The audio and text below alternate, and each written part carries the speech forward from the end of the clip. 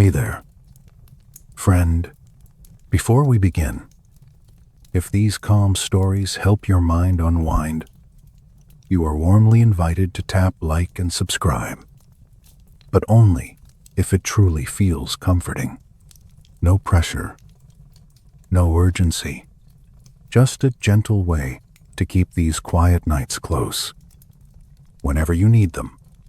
Tonight, we are going far back, not to shining palaces or marble temples, but to an older world, where gods and monsters and mortals moved through a landscape shaped by fate, fire, and the slow turning of the stars. We will drift through the early rise of Greek myth, from the first hush of chaos to the first storms of Olympus. So settle in, let your eyes rest, let your jaw unclench, let the day loosen its grip on you. If thoughts arrive, you can let them pass. Like small clouds crossing a dark sky, the story will keep its pace, steady and soft. At the very beginning, before there were heroes, cities, ships, or even constellations, there was only chaos. Not the loud kind of chaos, with shouting and broken cups. This was a silent kind, a wide, empty possibility. No sky above, no ground below, no sea, no sun, just the quiet before anything had a name. And then, slowly, something stirred. From that stillness came Gaia, the earth. Not a person in the human sense, but a deep presence, broad and patient. The feeling of solid ground under your feet. After Gaia came Tartarus, a shadowy depth beneath the world, more abyss than place, like the idea of a cellar in the universe, where echoes go to sleep. And then came Eros, not a cherub with tiny wings, but a force, a pull, the gentle pressure that draws things together. In myth, Eros is not only romance. It is the reason anything connects to anything else. It is the warm thread that helps creation begin to move. From this strange beginning, more appeared.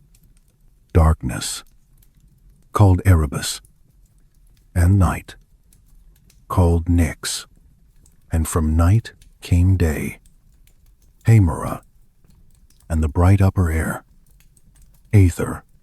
The myths can sound like a family tree made of weather and light. That is part of their quiet beauty. They are trying to tell you how the world might have felt when it was new. Gaia, the earth, then brought forth Uranus, the sky. He arched above her like a cold canopy of stars. When sky and earth met, the world gained its first sense of above and below. Together, Gaia and Uranus began the first great divine family. As with many families, things began with wonder and then turned complicated. Gaia and Uranus had children, 12 of them. The Titans, 6 daughters and 6 sons. They were immense, strange, and powerful, born from earth and sky, meant to shape the world. Oceanus was the great ring of water that wrapped the lands. Hyperion carried the bright strength of the sun. Themis embodied divine law, the sense that order can exist. Mnemosyne was memory, the keeper of stories and names. There was Iapetus, and Kos, and Crius, and so many others, like landmarks given voices. But Uranus looked at his children and felt uneasy. Maybe they were too large. too loud, too unpredictable, or maybe he feared the old truth that children grow. In any case, he did something cruel. He pushed them down and hid them inside Gaia, inside their mother, as if burying them could bury the future. Gaia, burdened and aching, did not forget. In myth, the earth remembers everything. The pressure of those trapped children became pain, and pain became resolve. She forged a great sickle from stone, sharp and heavy, and in the darkness she spoke to the Titans, asking them to rise. One by one, they remained silent, all except Cronus, the youngest. Cronus had a patient nature and a sharp mind, and that combination can be dangerous. He took the sickle and waited. When Uranus descended again to lie across the earth, Cronus leapt from the shadows and struck. It was sudden, a violent, and final. In a single act, the sky was wounded, and power changed hands. From the blood that fell to earth came strange beings, the Erinyes, spirits of vengeance, the giants, fierce and towering, and other wild creatures that stepped out of violence like smoke. And from the sea foam, where what Cronus cast away drifted upon the waves, something unexpected rose. Aphrodite emerged, fully grown, radiant, the goddess of love and beauty. Greek myth can be strange that way. It places horror beside splendor, as if to say, the world is rarely made from clean and gentle things. Even brightness may rise from stormy waters. With Uranus gone, Cronus took the throne of the cosmos. He freed his siblings and began what later poets would call the Golden Age. In some tellings, humans existed then, living without deep sorrow. They did not grind their lives away in harsh labor. They did not fear hunger the way later ages would. The world was softer, as if the earth still held warmth from its first dawn. But prophecy lingered like a faint echo. Uranus, with his last breath, warned Cronus that he, too, would be overthrown by his own child. And because Cronus had just proven exactly how such things happen, he decided to prevent it in the most direct way he could imagine. He would eat his children. Cronus married his sister, Rhea. That detail is not meant to comfort you, but in divine stories it is treated as normal, because these beings are not bound by human customs. And each time Rhea gave birth, Cronus swallowed the baby whole. Hestia, Demeter, Hera, Hades, Poseidon, down they went, one after another, trapped in their father's darkness. Rhea endured this with a grief too large for words. If you imagine her, do it gently. Imagine a mother with tired eyes, moving under a heavy sky, holding new life for a moment, and then watching it disappear. She could not fight Cronus with strength, so she fought him with thought. When her sixth child was born, she wrapped a stone in cloth and offered it to Cronus. He swallowed it without looking, and the real baby, Zeus, was carried away to the island of Crete, hidden in a cave where the world was damp and quiet. In that cave, Zeus grew. Nymphs cared for him. A divine goat named Amalthea fed him. And when the baby cried, armed dancers, called the Curetes, stamped their feet and struck their shields. so the sound would be lost in noise. Even a god, it seems, begins life with protection, with hands that hold him, with small tricks to keep him safe. As Zeus grew taller, he listened to stories. He heard of siblings he had never met, alive but imprisoned inside Cronus. He heard of prophecy, of fear, of the way power tries to protect itself by swallowing the future. And the older Zeus became, the calmer his resolve grew, like a flame learning to burn steadily. One day, he left the cave. He returned to his father's court in disguise, moving quietly through Titan halls, with help from Gaia, who still had plans of her own. Zeus slipped a potion into Cronus's drink, something bitter and ancient, meant to loosen what had been held too tightly.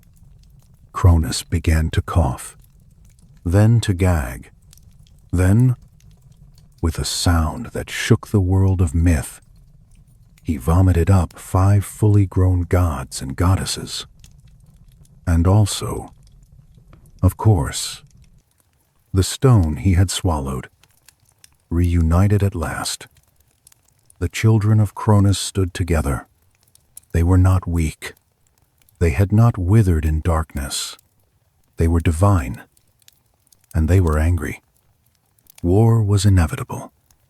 The Titanomachy began. The great war between the old gods and the new. Later poets say it lasted 10 years. 10 years of thunder and collapsing mountains. 10 years of seas that could not decide where to end. Cronus rallied the Titans and held Mount Othrys as his stronghold. Zeus and his siblings took Mount Olympus, a peak wrapped in cloud and sharp wind. At first, neither side could win. The Titans were ancient, elemental, terrifying. They fought like earthquakes made into bodies. But the Olympians were clever. They were younger, faster, and full of sharp ambition. Zeus watched the battles and learned quickly that raw force was not enough. He watched the world crack and groan, and he began to understand that victory would require more than courage. It would require allies, tools, and timing. In the middle of it all, Gaia grew weary. Earth had birthed titans and gods alike, and Earth was paying the price for their rage. Rivers ran foul, hills split, forests burned. In myths, the world itself can suffer like a person. You can almost hear the land sighing, asking for the fighting to end. One night, as the war paused and the air grew thin, Zeus slept on cold stone. In his dream, Gaia came to him, not as a crowned figure, but as the smell of rain on dust, as the slow certainty of rock. "You cannot win on the surface," she whispered. "If you want the world to rest, you must go deeper." When Zeus woke, the stars were still calm, but inside him, something had shifted, not up, but down. And so, while his siblings held their line on Olympus, Zeus prepared to descend. He would go to Tartarus, the depth beneath depth, where the world keeps its forgotten beings. The path to Tartarus is not a simple road. It is more like a thought you sink into. Zeus traveled the way a storm cloud drifts toward a valley. Steady and inevitable. The air grew cooler. Sound changed. Even his footsteps seemed to soften, as if the world itself wanted quiet. Deeper still, Zeus reached the places where the first fears were kept. The walls were not stone in the normal sense. They were older, heavier, like the idea of stone. Here, even gods might speak softly, because the darkness feels like it is listening. And then he found them, the Cyclopes, the one-eyed smiths, bound in chains that felt like a law. Their names in some poems are Brontes, Steropes, and Arges. Thunder, lightning, and brightness. Nearby, deeper in the gloom, sat the hecaton chairs, the hundred-handed ones. So large the darkness seemed to bend around them. They did not beg. They did not plead. They had waited too long for begging to matter. They only watched Zeus with a heavy, patient question. Why are you here? Zeus stood before them and felt the weight of choice. If he freed them, he might change the war. He might also change the world in ways he could not predict. In that deep quiet, you can feel how myths work. They are not only about battles. They are about decisions made in silence. Zeus reached out and touched the cold chain on the nearest Cyclops. He closed his fingers around it anyway. The metal felt older than memory, and for a moment the air seemed to hold its breath. Zeus did not shout. He did not make a speech. He simply pulled, and the chain groaned, like a door that has not been opened in ages.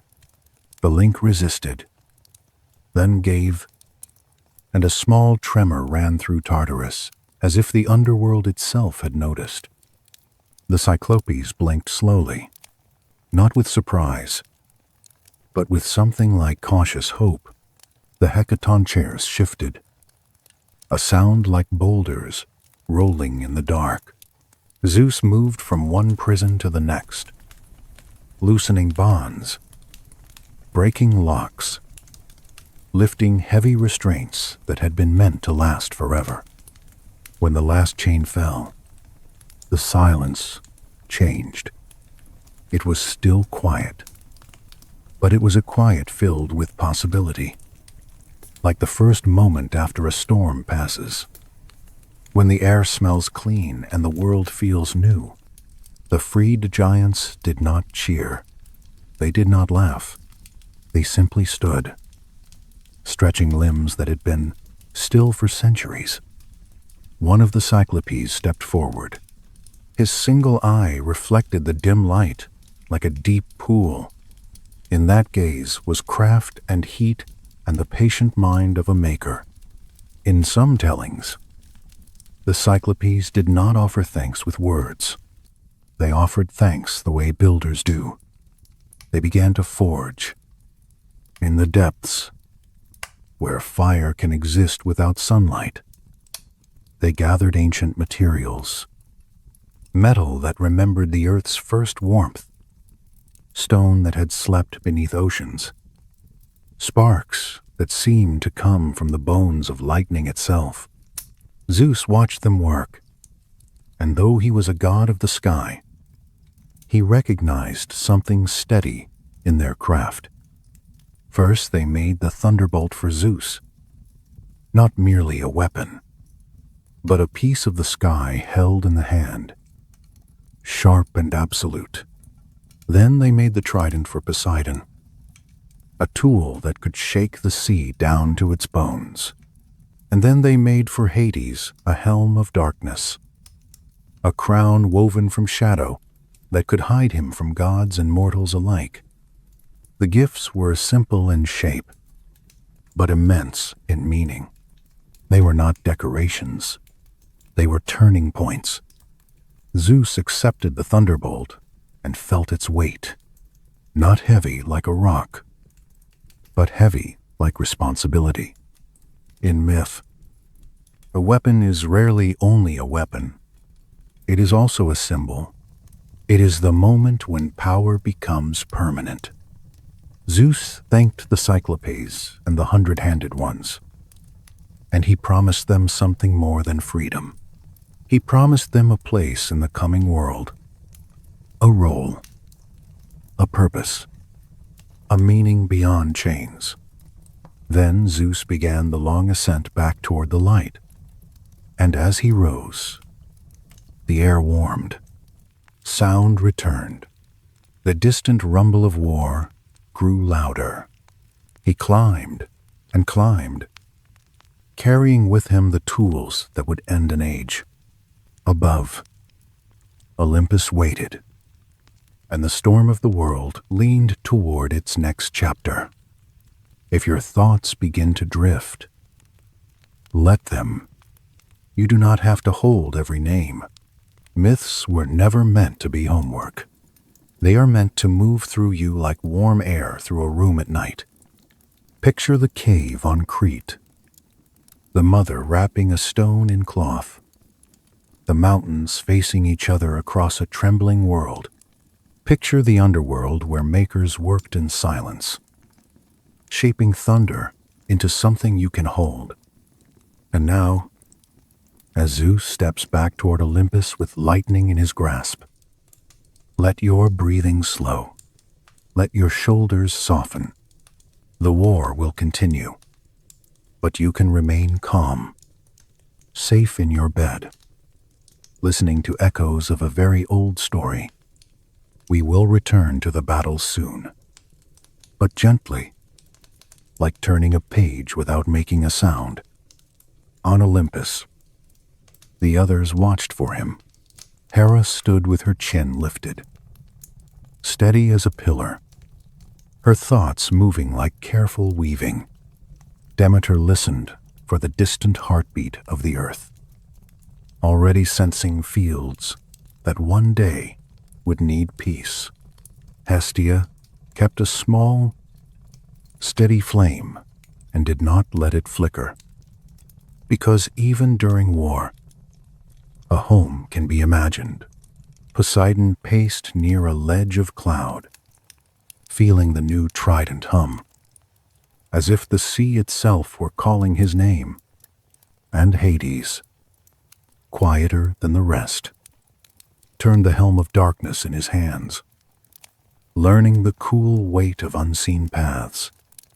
When Zeus arrived, he did not boast. He simply placed the thunderbolt in his palm and let its light pulse once, not as a threat, but as a promise. The air smelled sharp, like rain before it falls. Far below, the world waited, tense and tired, for someone to decide what the future would be. Zeus looked toward the distant ridge where the Titans gathered, and in his mind he counted breaths, not enemies, letting calm guide the coming storm. Somewhere, an owl called, and the sound felt like a small stitch of order sewn into the night. Inhale and exhale now. The storm of war did not end in a single shout. It ended the way long struggles often do, with slow shifts, with small advantages piling up, with tired hands losing their grip. On Mount Olympus, Zeus and his siblings stood together, and across the broken world, the Titans gathered on Mount Othrys, ancient and proud. For years, the earth trembled between them, but the new gods carried new tools. Zeus held the thunderbolt, bright and clean like a slice of sky. Poseidon gripped the trident, and the sea seemed to answer from far away. Hades wore the helm of darkness, and even moonlight could not find him when he moved. And behind them, in the distance, the 100-handed ones rose like living cliffs. They did not speak much. They did not need speeches. When they threw stones, The stones landed like judgments. When they moved, the air itself seemed to make room. The final battle came under a heavy sky. Clouds pressed low, thick with rain and ash. Lightning snapped, not random now, but aimed, as if the storm had learned a purpose. Zeus stepped forward, calm inside, fierce outside, and the thunderbolt flared once in his palm. Across the field, Cronus lifted his stone sickle.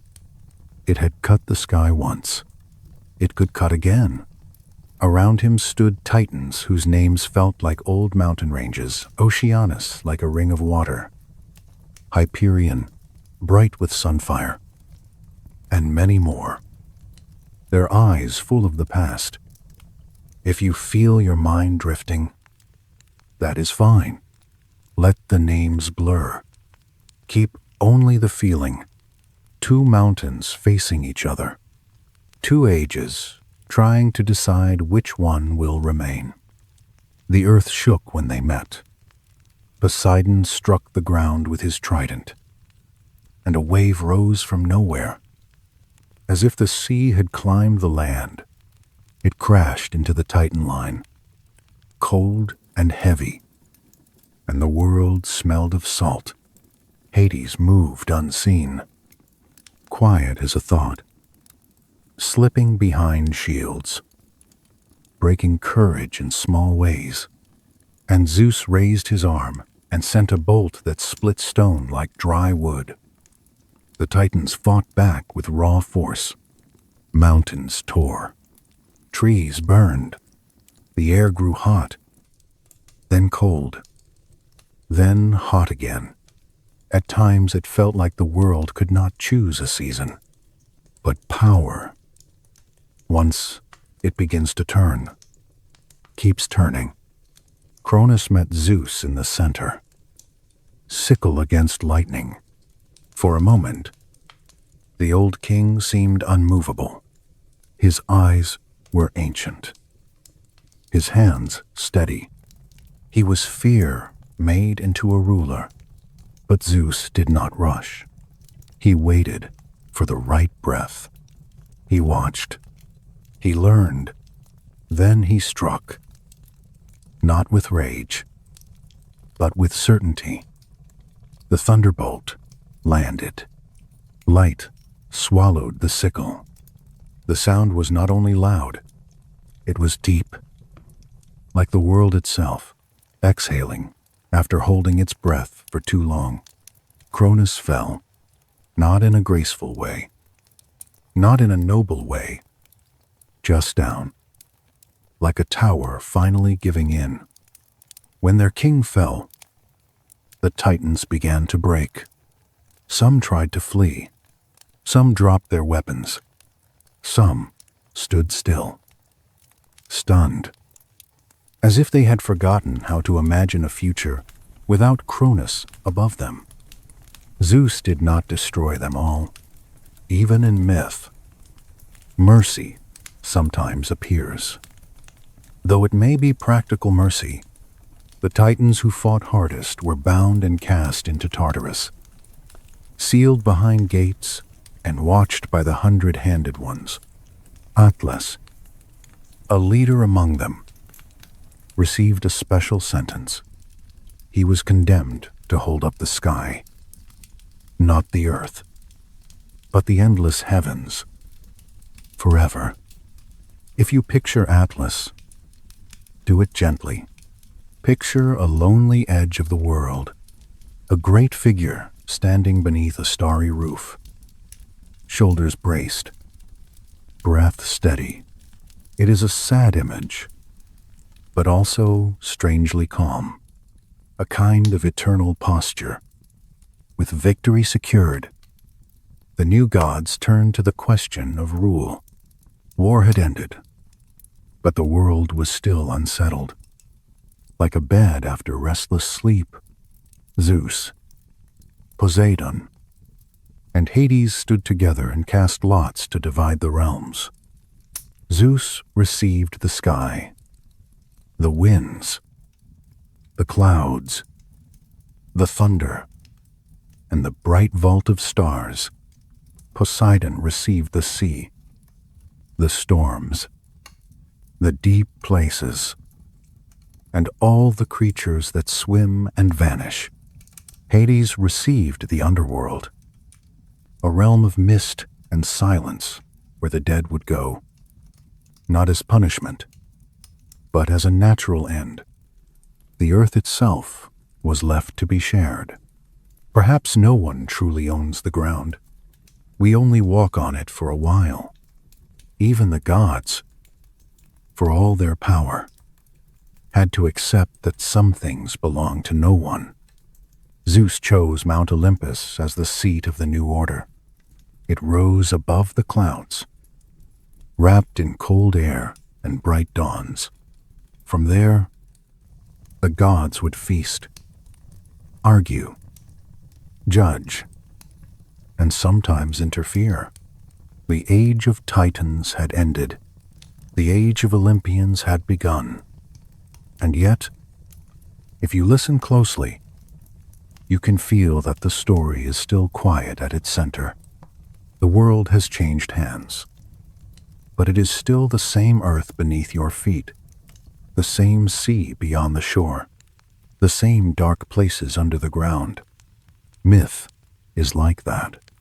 It makes the cosmos feel like a family home, a place with rooms and rules, even if the people in it are storms. Now, as the battle smoke fades, let your breathing slow again. Imagine the mountains settling. Imagine the sea smoothing its surface. Imagine the stars returning to their patient places. The war is over, at least for now, and the world can rest for a moment. On Olympus, the halls began to fill, not with peace exactly, but with presence. The gods gathered, each bringing their own atmosphere, like different kinds of weather arriving in one valley. Hestia, gentle and steady, kept the hearth flame. Demeter carried the scent of grain and soil. Hera stepped with pride and sharp attention. Poseidon brought sea spray and restless energy. Hades stayed apart, a quiet shadow at the edge of light. And Zeus, at the center, sat on a new throne, not fully comfortable yet. If you are still awake, you can stay with me. We will move slowly, like a lantern carried through a dark house. Next, we will meet the Olympians more closely, and we will see how their choices ripple down into human lives, the way wind ripples through tall grass at night. In the early days, Olympus did not feel like a finished palace. It felt like a camp after a long march. The stone floors still held the chill of night. The air smelled faintly of storm. The gods were powerful, but they were also new to being a family in charge. They had escaped a stomach and survived a war. Now they had to learn what it meant to rule without breaking the world again. Hestia was the first to make the place feel warm. She did not demand attention. She did not boast. She simply kept the fire in every home, in every city. The hearth would become a small echo of her steadiness. The first portion of every offering belonged to her, and she accepted it with quiet grace. Demeter, goddess of the harvest, walked the slopes below Olympus and watched the fields of the mortal world. When she was pleased, grain rose tall. When she was hurt, the ground could harden. She carried a calm kindness, but it was the kindness of earth itself, patient until it is not. Hera took her seat beside Zeus, queen of the gods, guardian of marriage, protector of the bonds that tie one life to another. She was not soft. She was not meant to be. Her power was order, and order needs sharp edges. Even in these early days, you could feel her watching the court, noticing every glance, every whisper, every promise made too easily. Poseidon did not sit still for long. Even when he stood in a marble hall, you could sense waves in him. He loved horses, and the sound of hooves pleased him the way thunder pleased Zeus. But he also carried earthquakes in his temper, and the coastlines of the world would learn his moods the hard way. Hades rarely joined the feasts. He was not evil. He was simply distant. His realm was quiet, and his mind seemed shaped by that quiet. When he spoke, it was brief. When he listened, it felt like the air slowed down. The underworld was not a place of flames in this old telling. It was a place of shadows, rivers, and long halls where the dead drifted like autumn leaves. Soon, other gods arrived, and Olympus grew louder. Athena came in a way that myths describe with strange confidence, as if pain and wonder are normal things. Zeus, so the story says, carried a terrible headache, a pressure behind the eyes, like a storm trapped in a skull. When the pain became too great, Hephaestus, the god of the forge, split Zeus's head with an axe, and from that opening stepped Athena, fully grown, armored, eyes clear, mind awake. It is an odd image, but hold it softly. Athena is not only war. She is thought. She is the moment a mind becomes sharp.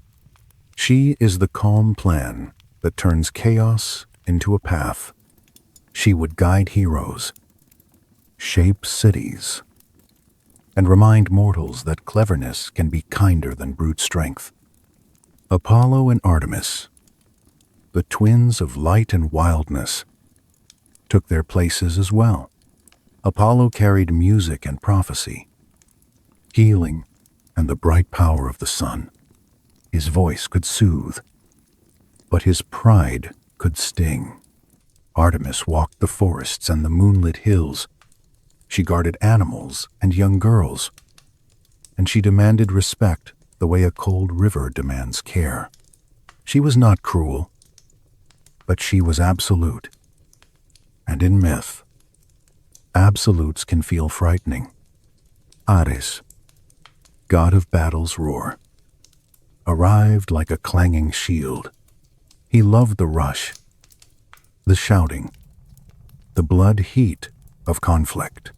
Athena understood war. Ares enjoyed it. The difference matters. In a world of gods, even war has different faces. Hephaestus, the smith, worked in fire and metal. Some stories say he was thrown from Olympus and landed broken, learning to make beauty from pain. He built thrones, shields, and strange moving things of gold. His hands were steady. His heart was often bruised. If you have ever felt out of place, you might understand him. Aphrodite, born from sea foam, arrived with a glow that seemed to soften even hard stone. Love and desire followed her like perfume. She could bring people together, and she could pull them apart. Her gift was not only beauty, it was longing. And longing is one of the strongest forces in any world. Mortal or divine, Hermes moved quickly through the halls, a messenger with winged sandals. a trickster with bright eyes. He watched boundaries. He carried words. He guided travelers and thieves alike. Because in the old stories, the road belongs to everyone, even the ones who take what is not theirs. Hermes could cross from Olympus to Earth to the underworld with ease, as if distance was only an idea. And then there was Dionysus, god of wine and wild joy, arriving later with laughter and a shadow of madness. His festivals would make mortals sing and dance until they forgot their worries, and sometimes until they forgot themselves. He was celebration and danger in one cup.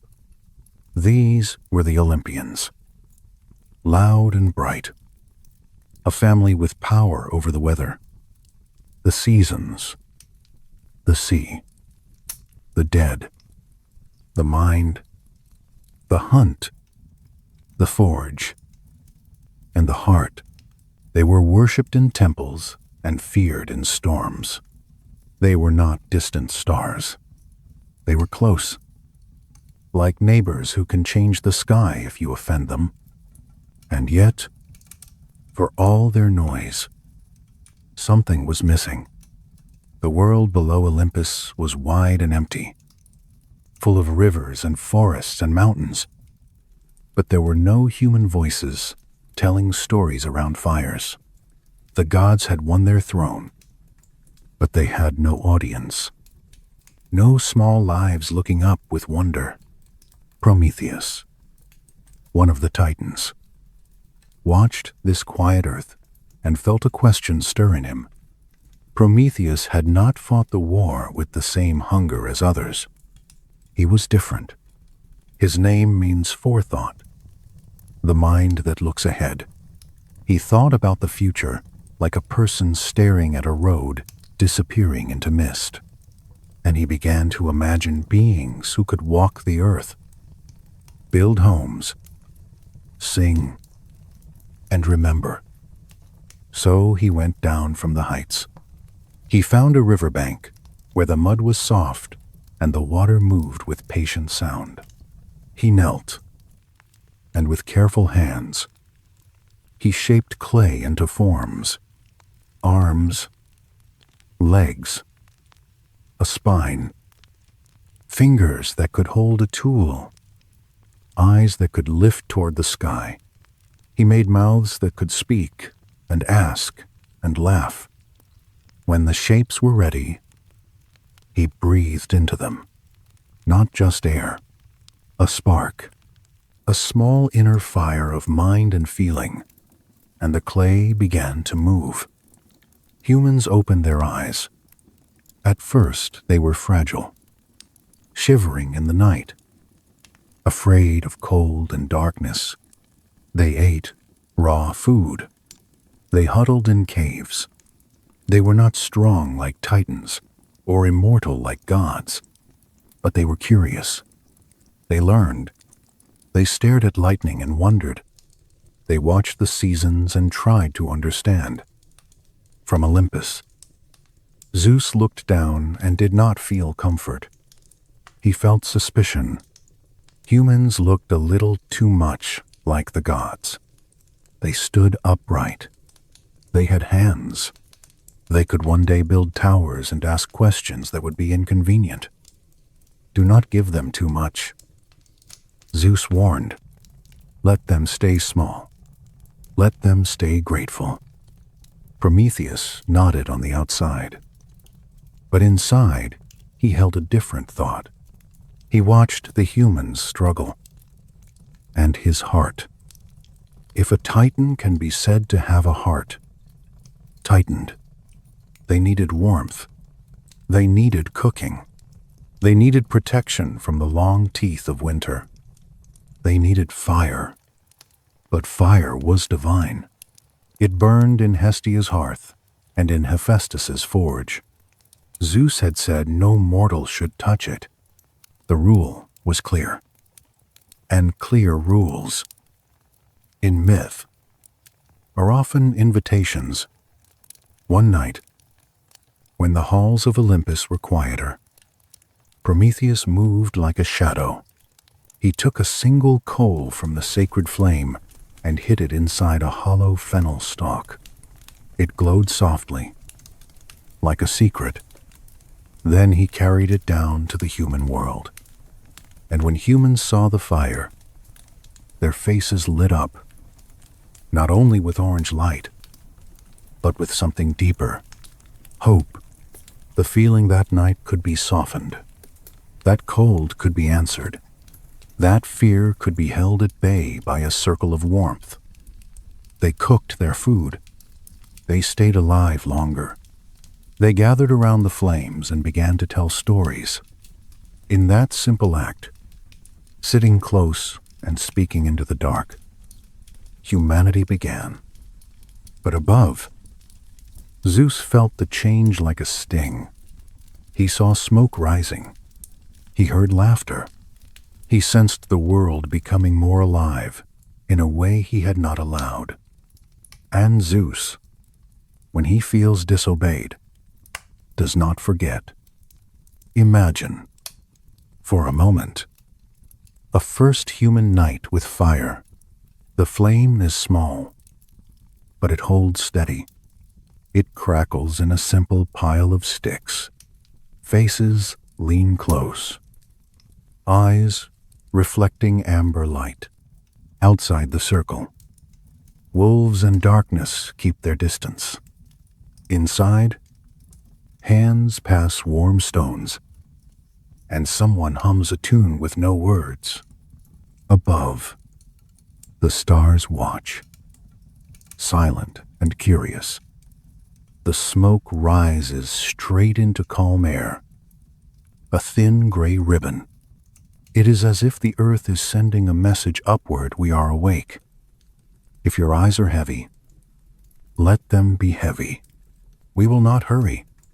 In the next part, we will stay with Prometheus and Zeus, and we will meet Pandora, and we will see how sorrow and hope entered the human world like wind through a door left slightly open. Prometheus had done what he believed was right. He had carried fire to the human world, and he had watched people learn to live with warmth in their hands. But the gods do not like being ignored, and Zeus did not like anyone else deciding the shape of the future. Zeus called Prometheus back to Olympus, not with a friendly invitation, but with a command that felt like iron in the air. Prometheus came, because even a defiant mind knows when the storm is too near. In the bright hall, Zeus spoke in a voice that carried thunder even when he did not raise it. You stole what was not yours to give, he said. You made mortals forget their place. You made them bold. Prometheus did not beg. He did not shout. He only answered, calmly, that fire was not a gift for gods alone. He said humans would die without it, and that their lives mattered. Zeus listened, and his eyes did not soften. In myths, justice is often shaped like a lesson. Zeus wanted a lesson carved into the world, so he chose a punishment that would last. Prometheus was taken to a lonely peak in the Caucasus Mountains, far from warm cities, far from gentle shores. The air there was thin and sharp. The rock was cold. Chains were forged and wrapped around his wrists and chest, biting into him like winter. He could not move. He could only watch the sky change colors each day. And each day, an eagle came. It circled once, then landed with heavy wings. It tore at Prometheus with its beak and talons, feeding on his liver. The pain was endless, but so was Prometheus. Each night the wound healed, and each morning the eagle returned. It was not only torture, It was a message to anyone who might challenge Zeus' defiance will be paid for. Again and again. If this feels dark, let it be dark in a distant way. Like a storm you watch from far off. We are telling old stories. We are not living them. You are safe in your room.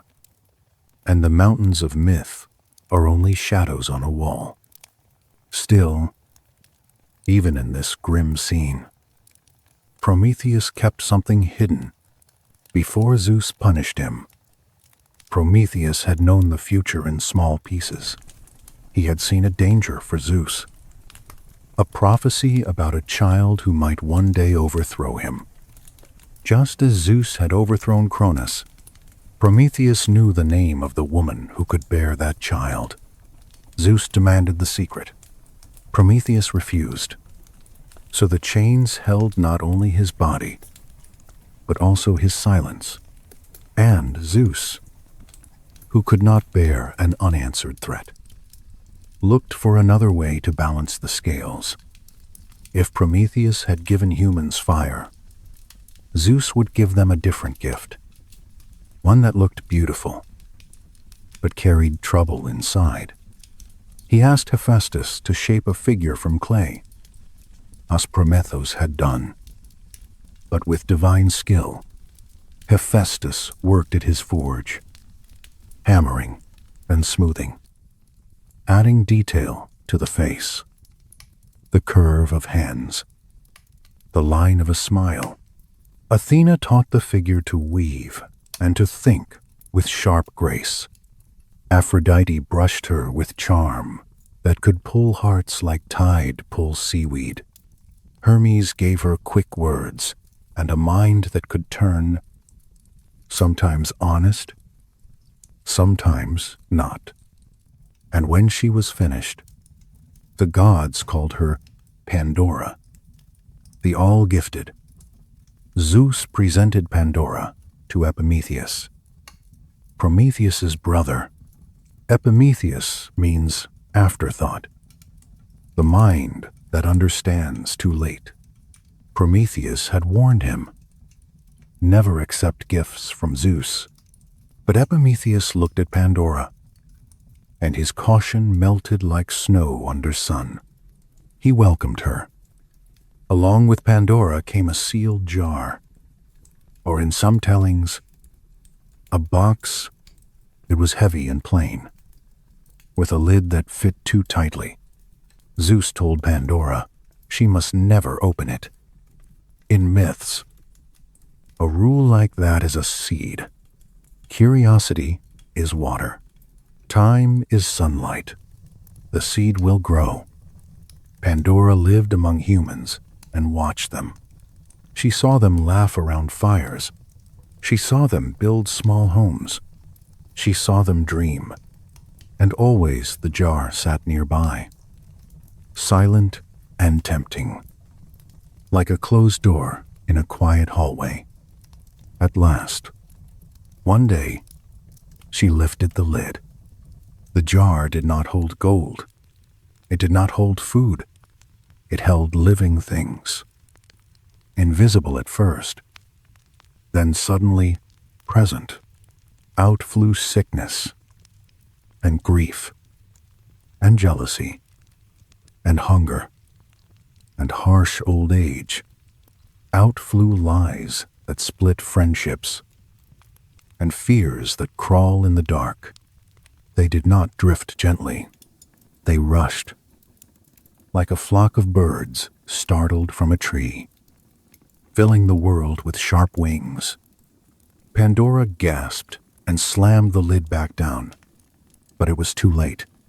The troubles had already spread across the earth, settling into human lives the way dust settles into corners. For a moment, the world felt broken. And yet, when Pandora put her ear close to the jar, she heard a faint sound inside. Like a small breath, one thing remained: hope. In the old story, hope is the last thing left in the jar. kept back from the world. Some say Zeus meant to keep it from humans, to make their suffering complete. Others say hope was preserved as a comfort, a final gift, a small light that cannot be taken away. However you see it, hope becomes part of the human condition. Humans now carry pain and struggle, but they also carry the idea that tomorrow can be different. They suffer, but they endure. They lose, but they keep moving. Zeus watched, and perhaps he felt satisfied. The scales in his mind had been balanced. Fire had come with a cost. Progress had been matched with hardship. And mortals, no matter how clever, would always feel the weight of trouble. But Prometheus, chained on his mountain, listened to distant winds and did not fully despair. He had chosen humans, and even as the eagle returned each day, he held on to that choice.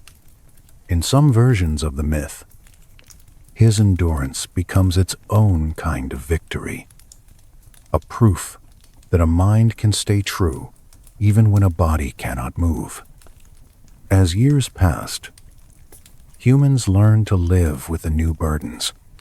They tended the sick. They buried the dead.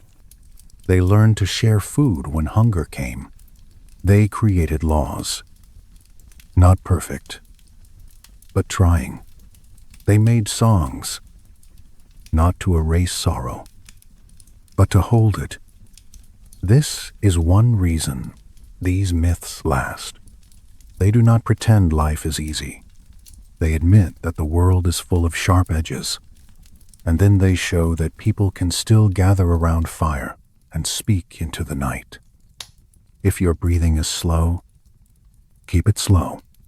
Picture the jar with its lid closed again. Quiet now. Picture the troubles already outside, moving through villages like wind. And picture hope, small but steady, like a coal that survives under ash. Soon, another old story will rise, one about a flood, and about two survivors floating on a wide sea. It is a story of endings and beginnings, like the tide turning. For now, rest your mind. The mountain is far away. The eagle is only a shadow.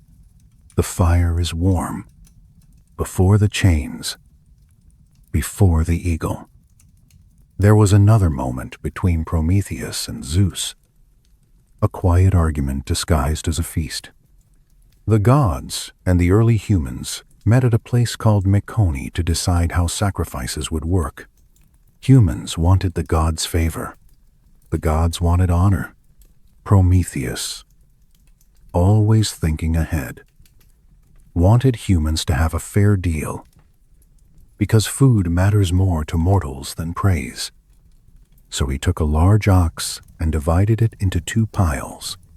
In one pile, he placed the good meat, hidden inside the plain stomach and innards, not pretty to look at. In the other pile, he placed bones covered in shining fat, bright and tempting, like a gift wrapped in gold paper. Then he invited Zeus to choose which portion would belong to the gods forever. Zeus saw the fat gleam. He reached for the beautiful pile. The moment his hand touched it, the trick was clear. He had chosen bones. The gods would receive smoke and scent. Humans would keep meat and strength. Some tellings say Zeus fell for it. Others say Zeus saw the trick and chose anyway, so that later he could punish Prometheus with a clear excuse. Either way, the choice became a rule of the world.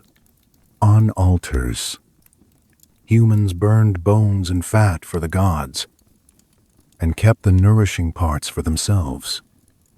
It sounds small, But in myth, small things matter. A single choice at a feast can echo across centuries.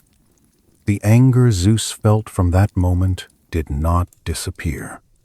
It waited, patient as a storm cloud that has not yet found its mountain. So when Prometheus stole fire, Zeus already carried old irritation. The theft was not a first offense. It was the final spark. And still, Zeus wanted more than punishment. He wanted control. He wanted humans to remember who ruled the sky. That is why Pandora's story matters. It is not only about one curious person lifting a lid. It is about the way power uses gifts as hooks. It is about how beauty can carry a hidden cost. It is about the strange mix of wonder and trouble that comes with being alive. If you imagine Pandora, do not picture her as a villain. Picture her as someone new in the world, waking up under a wide sun, hearing birds, smelling smoke from cooking fires.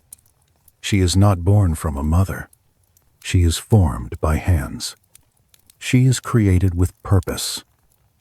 But she also becomes a person with her own thoughts. When she arrives among humans, she notices everything. She notices how fragile people are. A cut on a finger can become a fever. A hard winter can empty a store of grain. A child can be lost in a moment. Humans laugh. Yes, but their laughter is thin, stretched over fear like cloth over a window. Pandora sits near the jar and feels its presence. Heavy and silent. She touches the lid once, then pulls her hand away. She tells herself she will not open it. She tells herself she does not need to know. Days pass. The jar stays. Sometimes Zeus's commands are like that. They sit in the corner of a room, quiet, taking up space. They do not shout. They wait. Pandora hears whispers, not always from Hermes, not always from anyone outside her. Sometimes curiosity is its own voice. It asks, why is this forbidden? What could be inside if it is dangerous? Why bring it here at all if it is good? Why hide it? She watches humans labor. She watches them build fences. She watches them argue and then forgive. She watches them hold hands. She sees love. And she sees that love always carries the fear of losing. The jar begins to feel like the center of that fear. And so the lid lifts. When the troubles fly out, you can picture them without turning them into monsters. Picture them like invisible seeds released into the air. Seeds of illness. Seeds of bitterness. Seeds of sudden anger. They drift into lungs. They settle into thoughts. They grow. One day a person wakes with a cough that will not stop. Another day, two friends look at the same field and feel envy instead of gratitude. Another day, a child asks why a grandparent does not rise from bed. Pandora closes the jar and weeps. And the humans around her weep too. Not because they understand the whole story, but because sorrow spreads through communities the way rain spreads across ground. Then, in the quiet after tears, comes that small sound inside the jar. Hope. Hope is not loud. It is not a trumpet. It is a candle someone lights when there is no other light. It is the decision to plant seeds even after a drought. It is the choice to build a home in a world where storms exist. Some ancient thinkers argued about hope. Is it a blessing? Or is it a trap that keeps people working even when life is hard? The myth does not settle the debate. It simply places hope close to suffering, as if the two are siblings that cannot be separated. And perhaps that is true. We hope because we hurt. We dream because the present is not enough. Now, remember Prometheus. Still chained. Each day the eagle comes, and each night the wound heals.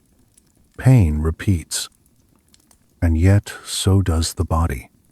In that repetition there is a strange calm, like waves on a shore. Day, night, day, night. The mountain becomes a clock. Prometheus watches seasons change. Snow settles on the rock, then melts.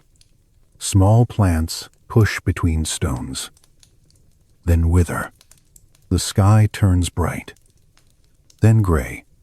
He cannot move, but time moves around him, and he learns patience deeper than any human patience.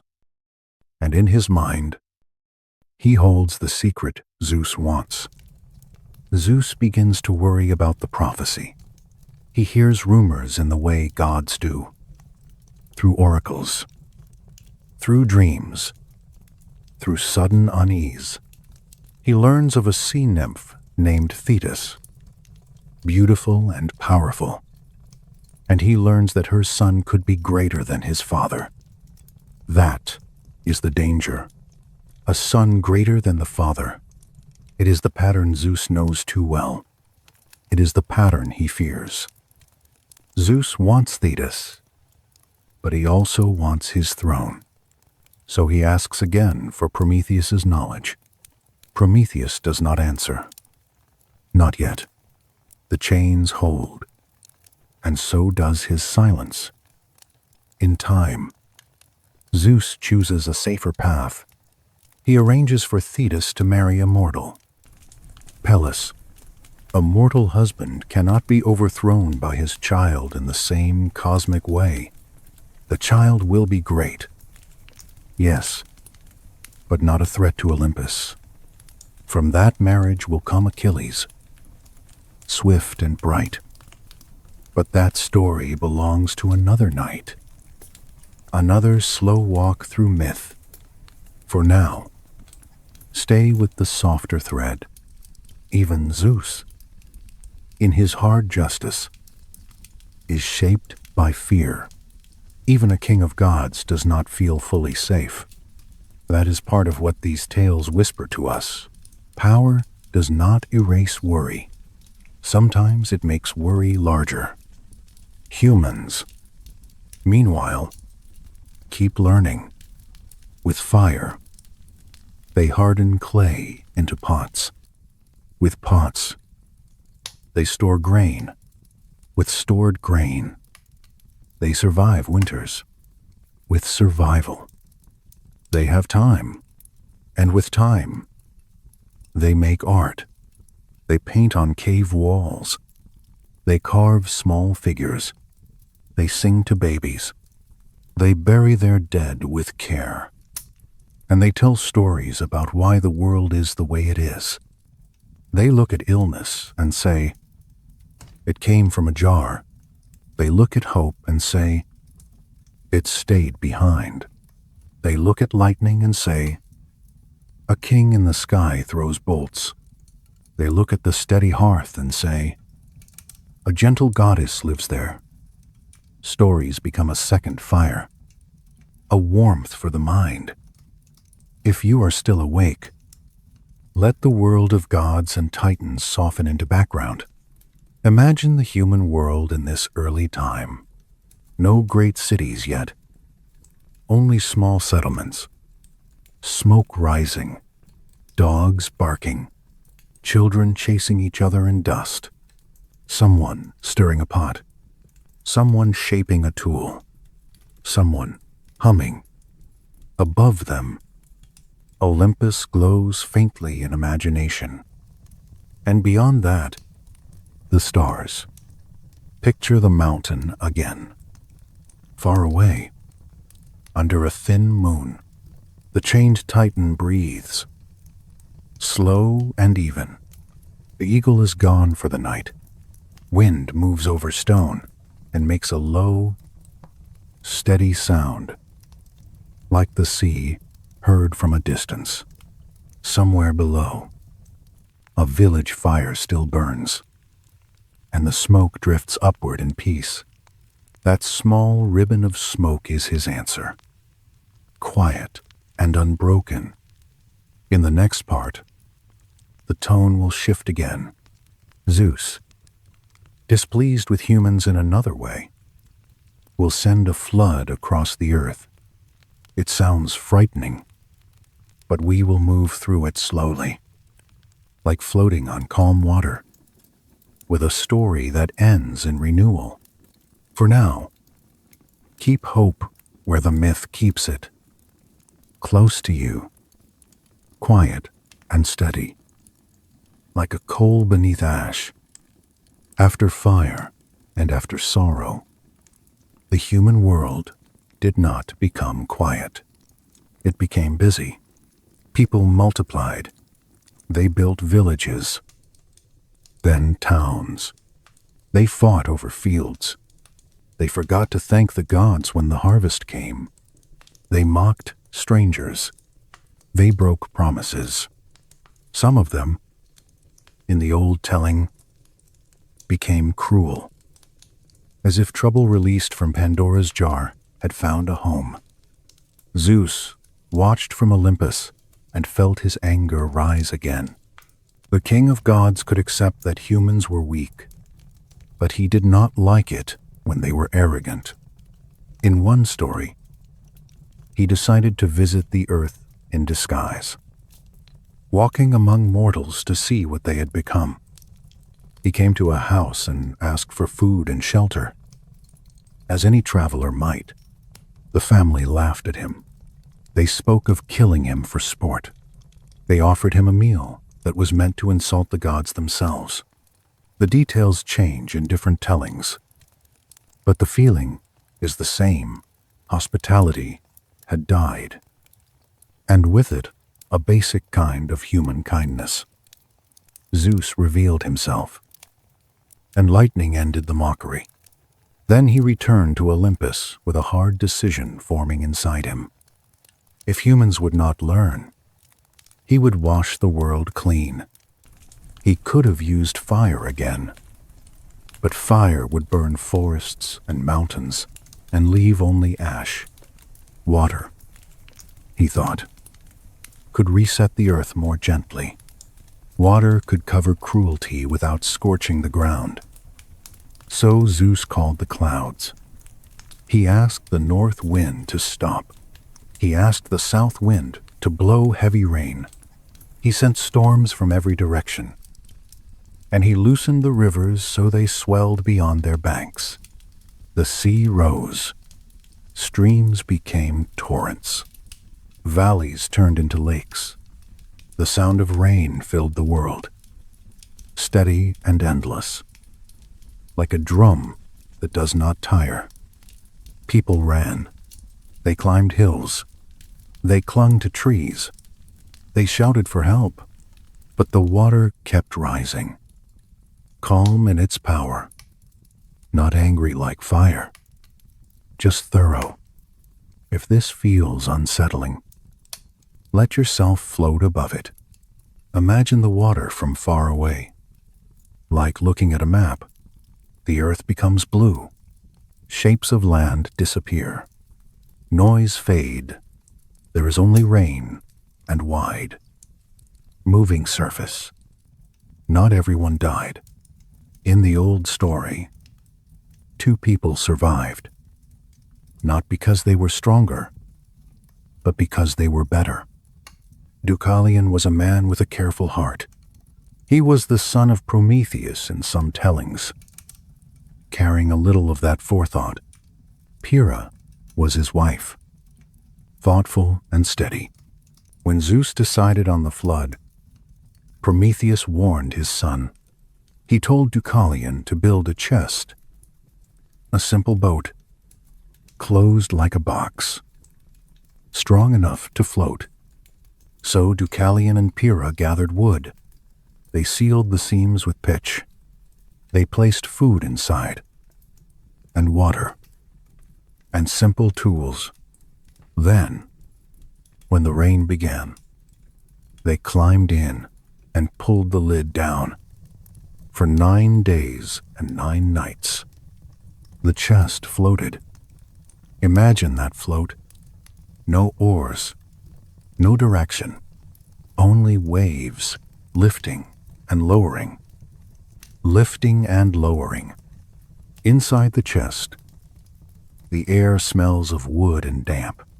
Deucalion and Pyrrha sit close, listening to water hit the sides. Sometimes a wave strikes hard, and the chest shudders. Sometimes the sea grows calmer, and the chest rocks like a cradle. Outside, there are no landmarks. Sky and water blend. The world feels erased. At last, the rain slowed. The clouds thinned. A pale light appeared, like morning waking after a long illness. The water began to fall, slowly, drawing back into rivers and the sea. The chest drifted until it touched something solid. It came to rest on Mount Parnassus, high above what had been drowned valleys. Deucalion opened the lid, and fresh air rushed in, cool and clean. The world was silent. No birds, no voices, only water dripping from rocks. It was as if the earth had been washed so completely that even sound had been rinsed away. Deucalion and Pyrrha climbed out and looked around. They felt grief for the lives lost, but they also felt fear. How could two people live alone on an empty earth? How could any future begin? They decided to ask the gods. They walked to a temple of Themis, goddess of law and right order. Because in a flooded world, order feels precious. The temple stood, somehow, still standing, damp but intact. They knelt and prayed, not for comfort, but for guidance. Themis answered in a way that sounds like a riddle, because oracles and gods often speak that way. She told them to cover their heads, loosen their clothing, and throw the bones of their mother behind them. Deucalion and Pyrrha were confused. Their mother was gone. How could they throw her bones? But Deucalion thought carefully. As his father Prometheus would have, he realized that the great mother of all is the earth itself, and her bones are stones. So they picked up stones and threw them over their shoulders as they walked. And as each stone hit the ground, it softened, it stretched, it became flesh. The stones Deucalion threw became men. The stones Pyrrha threw became women. New humans rose from the earth, strong and resilient, because stone had been their beginning. It is a strange image, but it carries a quiet comfort.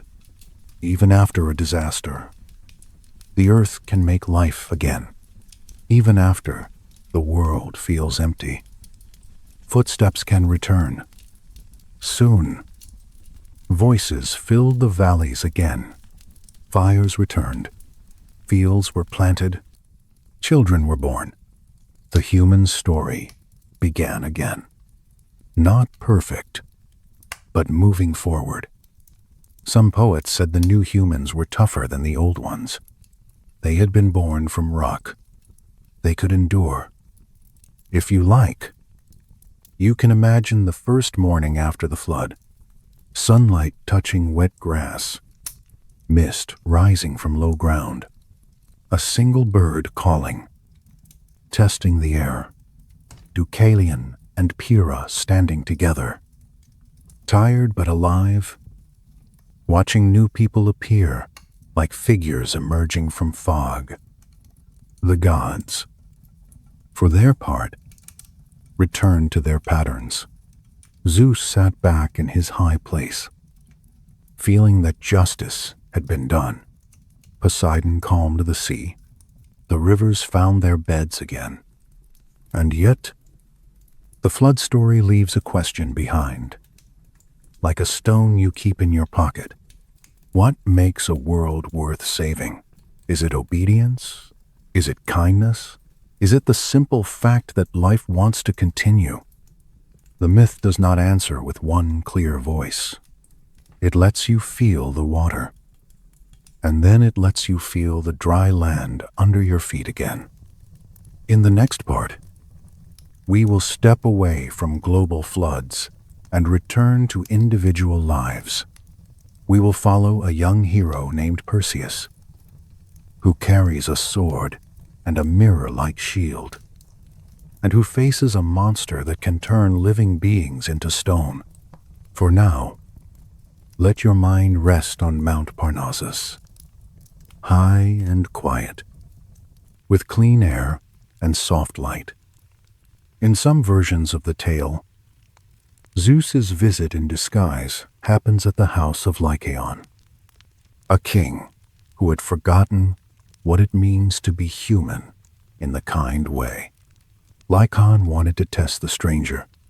He wanted to see if the visitor was truly a god. So he planned a cruel act. And the story says he served a meal that no decent person would serve.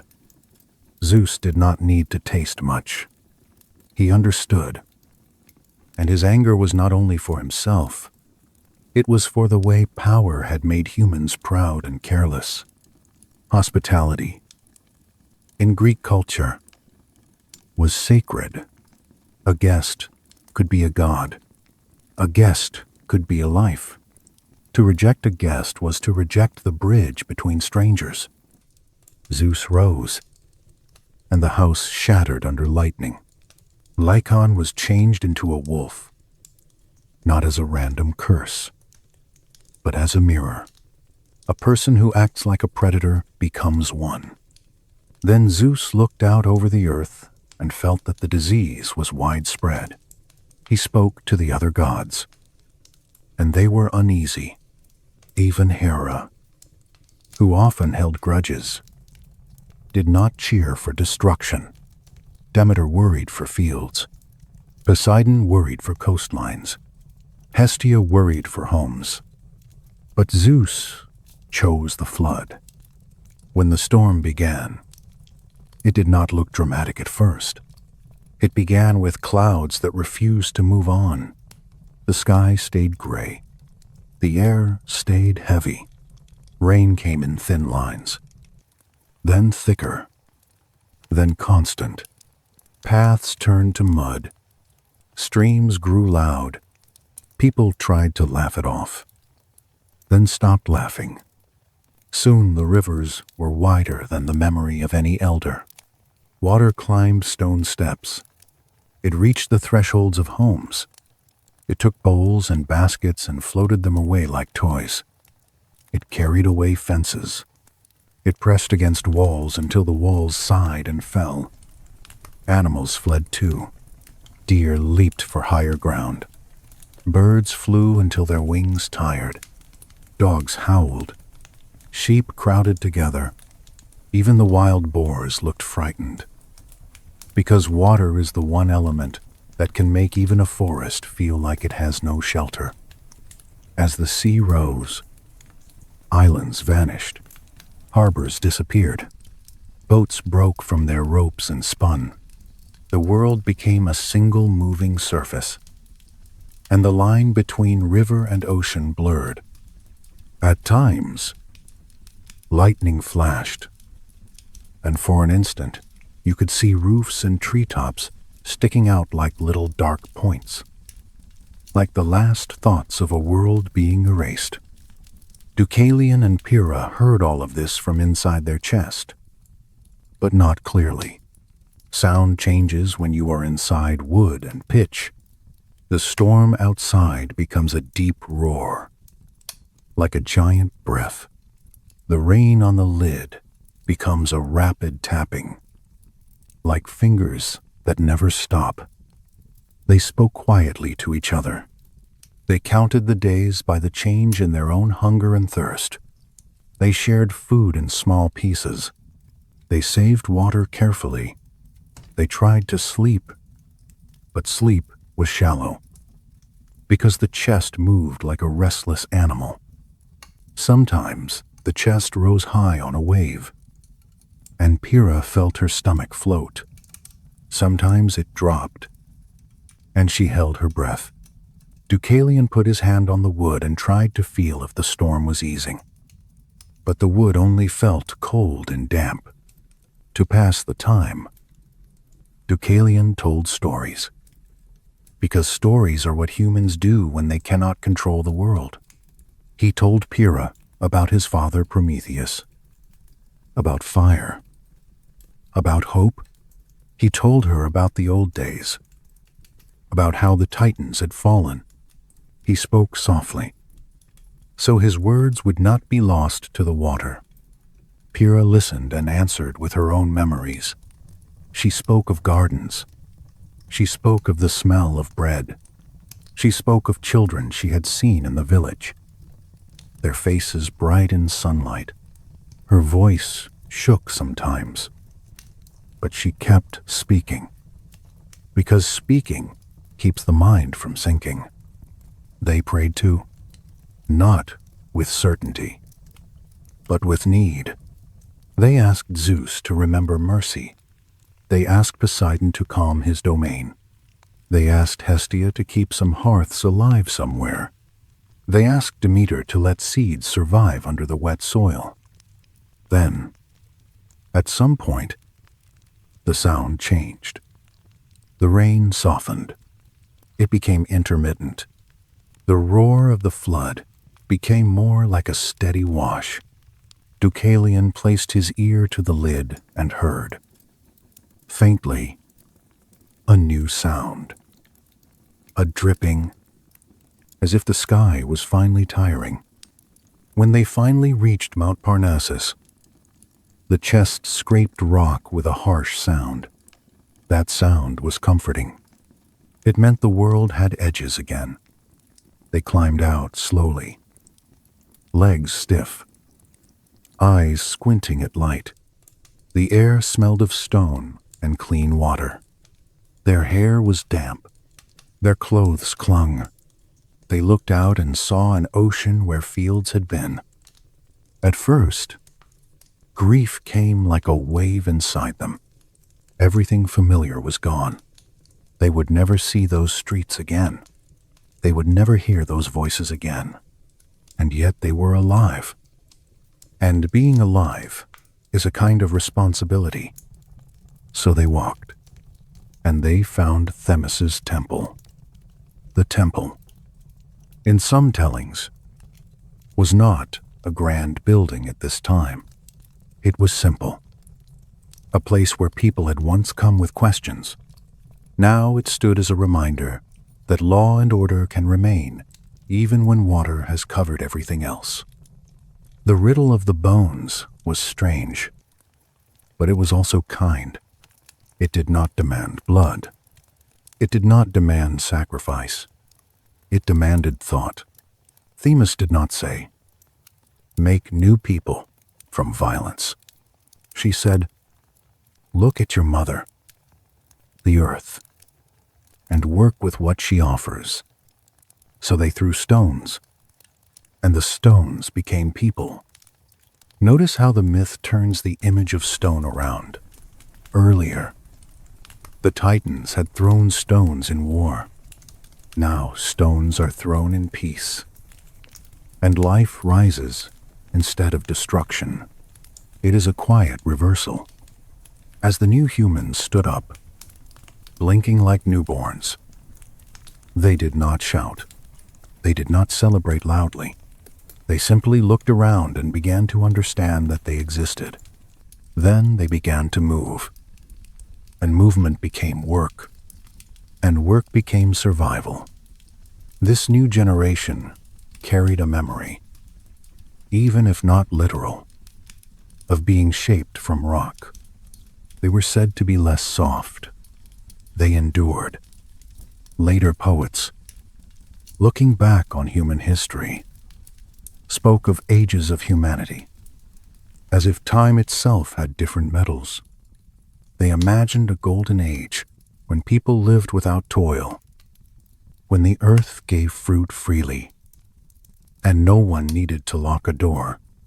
They imagined a silver age when seasons began and people had to build homes. They imagined a bronze age of hardened hearts and endless war, and they imagined an iron age, heavy with labor and sorrow. The age they believed they lived in. These ages are not a calendar. They are a mood. They are a way of saying that humans feel the world change, and they try to name what they have lost. The flood story sits between those moods. It is a cleansing, yes, but it is also a reminder. If humans forget kindness, the world itself can feel like it turns against them. If humans remember kindness, new life can rise even from stone. Deucalion and Pyrrha, in the quiet after the flood, taught the new people small things: how to make a roof, how to find clean water, how to plant when the soil is ready, how to offer thanks, how to welcome a stranger. And in time, the earth filled again, not with perfection, but with enough. If you want another gentle image, picture a hillside weeks after the water is gone. The ground is soft. Tiny green shoots push through. A new village is being built. Someone carries a beam. Someone ties reeds. Someone laughs quietly, surprised that laughter still exists. The gods continue above, but the human world has restarted, and with it, the path toward heroes, because once people settle and build, they begin to dream of more than survival. They begin to dream of glory, of adventure, of testing fate. They begin to imagine monsters, and then they begin to imagine someone who can face the monsters. That is where heroes come from. They are the human desire to stand up in a world that can drown you. So rest on this turning point. Water has covered the world, and water has withdrawn. Two people have stepped onto rock, and many people have risen from rock.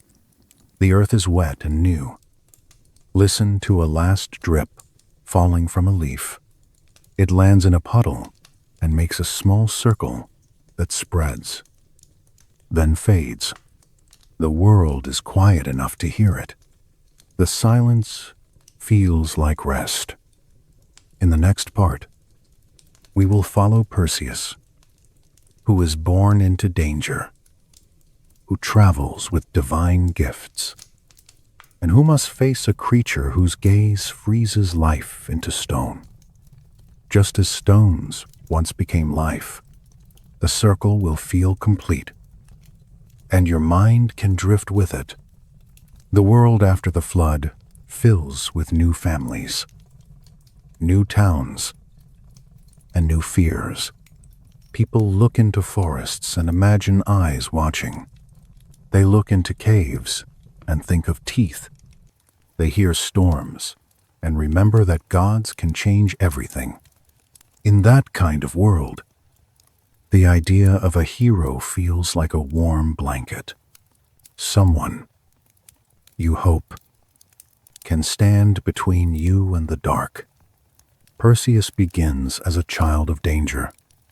His grandfather, King Acrisius of Argos, asked an oracle about his future, and the oracle spoke a simple threat: you will be killed by your daughter's son. Acrisius had only one child, Danae, and the prophecy made his heart hard. To stop it, he locked Danae away in a bronze chamber, hidden from all men. But locks do not stop gods. Zeus came to Danae in the form of golden rain, slipping through the smallest openings, falling like light. Danae became pregnant, and in time she gave birth to Perseus, a baby with dark eyes and a calm face. Acrisius panicked. He did not want to kill his daughter outright, because fear of the gods still lived in him. So he chose a cruel middle path. He placed Danae and the baby into a wooden chest and set it on the sea, letting the waves decide their fate. The chest drifted. It is a familiar image now, like Deucalion's floating box. But this one carries a mother and child, alone under an open sky. Danae held Perseus close. The sea rocked them. Sometimes the lid leaked, and salt water touched their skin. Danae prayed, not with grand words, but with simple pleading, "Let my child live." The chest washed up on the island of Seriphos. A fisherman named Dictys found it. He opened it and saw a frightened woman and a quiet baby. He did not laugh. He did not threaten. He helped. Dictys brought them home, gave them food, and let them stay. Perseus grew up on the island, strong and bright, loved by his mother, and shaped by the kindness of a simple man. But Dictys had a brother, King Polydectes, and Polydectes wanted Danae. Danae refused him. Perseus stood between them. The king smiled and pretended he accepted the refusal. But inside he planned. One day, Polydectes announced he would marry another woman and asked all men to bring him gifts, especially horses. Perseus was young and poor. He had no horse to give. In embarrassment and in anger, he said he could bring something else, something impossible. He said he could bring the head of Medusa. The room went quiet. Everyone knew the name. Medusa was one of the Gorgons, a monster with snakes for hair and a gaze that turned living beings into stone. Polydectes smiled. He had his excuse. He demanded Perseus keep his promise. Perseus went to his mother, and Danae wept. She had already survived one cruel king. Now another was sending her son toward death. Perseus tried to comfort her, but inside, fear moved like cold water. Then, as heroes often do, he received help from the gods.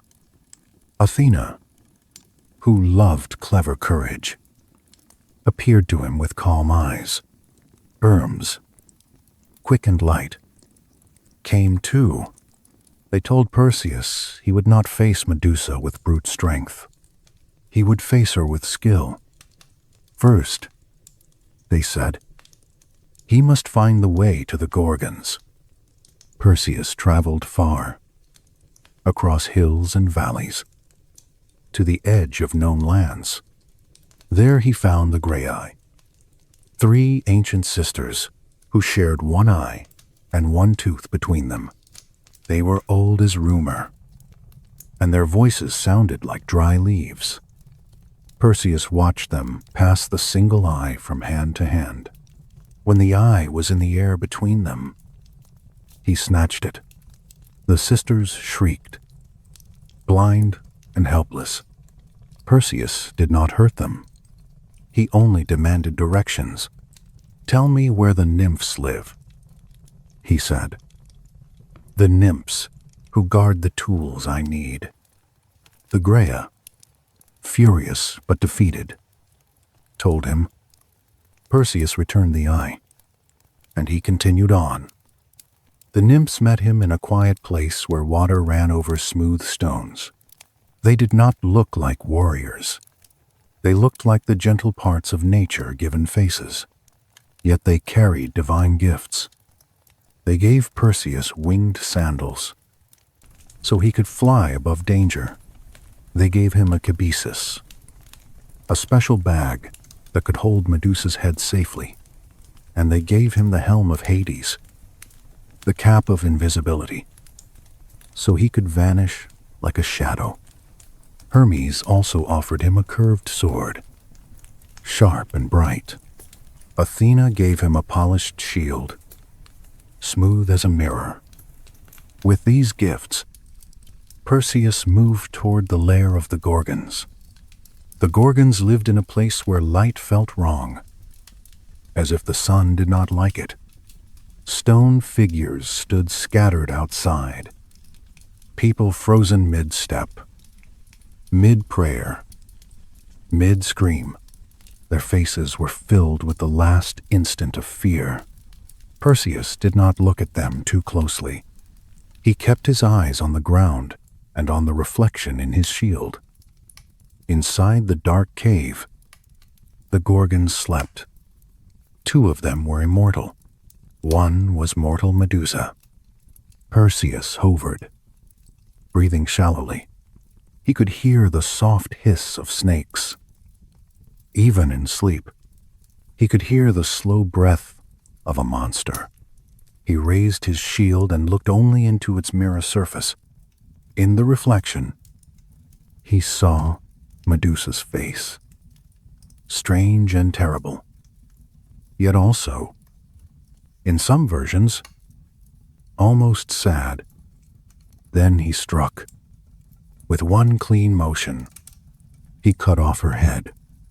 The cave shook with the screams of the other Gorgons as they woke. Perseus did not hesitate. He dropped the head into the bag without looking directly at it, and he pulled on the helm of invisibility.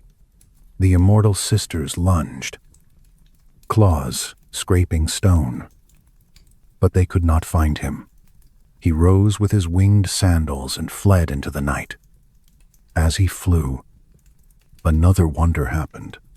From Medusa's blood sprang Pegasus, the winged horse, and Chrysaor, a warrior with a golden sword. Even from horror, myth creates beauty. Even from death, something new can appear. Perseus did not stop. He flew across seas and deserts, carrying the bag like a heavy secret. On his way home, he saw a girl chained to a rock by the shore. Her name was Andromeda. A sea monster was coming to devour her. Her mother had boasted that Andromeda was more beautiful than the sea nymphs, and Poseidon had sent punishment, the only way to calm the gods. The people believed was to sacrifice the girl. Perseus landed and spoke to Andromeda. He spoke to her parents. He offered a bargain: I will save her, and you will let me marry her. In that moment, Perseus is not only a fighter.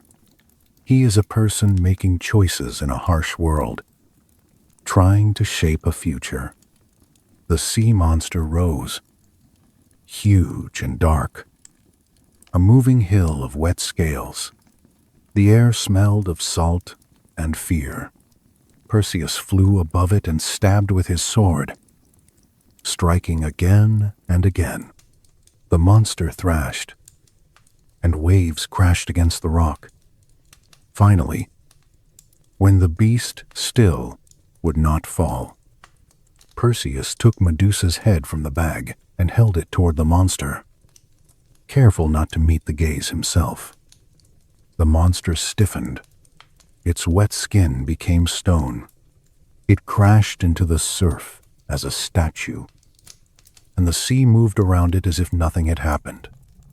Andromeda was freed. Perseus returned to Seriphos, bringing Andromeda with him. He went to Polydectes, who was still troubling Danae. The king laughed when he saw Perseus alive. Thinking the young man had failed, Perseus answered without words. He opened the bag and revealed Medusa's head. Polydectes and his court turned to stone. Frozen in their own arrogance, Perseus gave the island to Dictys, the kind fisherman, and he took his mother away from danger. Later, Perseus traveled to Argos. There, during games, he threw a discus. The discus flew farther than he intended, striking an old man in the crowd. It was Acrisius. The prophecy came true, not through murder, but through accident. Fate, in Greek myth, does not always come with dramatic music. Sometimes it arrives quietly, like a thrown stone. Perseus grieved. He did not want the throne stained by that death. So he traded kingdoms with another ruler and founded a new city, Mycenae, strong and famous. Now, let the image of Medusa soften. Do not think of her gaze as only terror. Think of it as the power of fear to freeze life, to turn motion into stiffness. Perseus did not defeat her by staring into fear. He defeated her by using reflection, by looking indirectly, by staying calm. That is a gentle lesson to carry into sleep. In the next part, we will meet another hero, Theseus, and we will walk into a maze where a monster waits in the dark. We will move slowly, with a thread to guide us, and we will return to light. Some storytellers add another layer to Medusa, and it changes the feeling of the tale. They say Medusa was not always a monster. They say she was once a young woman with shining hair, a priestess in Athena's temple. Then Poseidon desired her, and a violation happened in the holy place. Athena, angry that her temple had been defiled, did not punish Poseidon, who was a god. She punished Medusa, who was mortal. Athena turned her hair into snakes. She made her gaze deadly. She pushed her into exile at the edge of the world. Myths are not always fair. They often reflect human societies, with their unfairness, their power, their grief. Yet even here, notice something. Medusa becomes terrifying. Yes, but she also becomes untouchable. No one can harm her without risking stone. The curse becomes a shield, a harsh kind of protection. Perseus, then, is not only slaying a monster, he is stepping into a story already full of pain. That is why Athena's gift of the mirror shield matters. It is a way to face what is dangerous without being consumed by it. Perseus does not meet Medusa's eyes. He does not take in her full power. He acts with distance, with reflection. Before he reaches the Gorgons, his travels are long. The world is wide, and in these old stories, distance is never easy. He crosses dry plains where the wind feels like sandpaper. He climbs hills where stones roll underfoot. He sleeps under trees and listens to owls. He follows stars as if they are signposts. When he meets the Graeae, the scene is almost quiet, despite the strange horror of their shared eye. He watches them with patience. He waits for the moment the eye leaves one hand and has not yet reached another. That moment is small, but heroes are often made of small moments. His hand closes around the eye, and the old sisters gasp. Their anger is sharp, but Perseus does not want to be cruel. He wants information. He bargains with them, and they bargain back, and the world keeps turning. The nymphs, when he finds them, are like relief. Their voices are soft. Their faces are calm. They do not demand proof of worth. They simply offer what they hold. The winged sandals are light in his hands, but heavy with meaning. They say, "You can rise above what tries to trap you." The bag says, "Some dangers must be contained." The helm of invisibility says, "Sometimes survival requires stepping out of sight." In myth, every tool is also a thought. When Perseus first lifts off the ground with the sandals, he feels a strange freedom. The wind presses against his face. The earth drops away. For a moment, his fear loosens. Because fear loves to hold you down. Flight is the opposite of that. He learns to steer with his body. He leans left, and the wind shifts. He leans right, and the sea appears beneath him like a sheet of dark glass. He feels small, but also alive, because the world is huge and he is moving through it. As he approaches the Gorgon's place, he begins to see stone shapes below. At first they look like broken pillars. Then he realizes they are people. A man with an arm lifted, frozen mid-gesture. A woman with a basket held against her hip. A dog sitting, turned to stone in patient loyalty. Perseus breathes in, then out. He lets the sorrow pass through him like a cold draft. He cannot help them now. He can only keep going. In the cave, when he sees Medusa in the reflection, he notices details.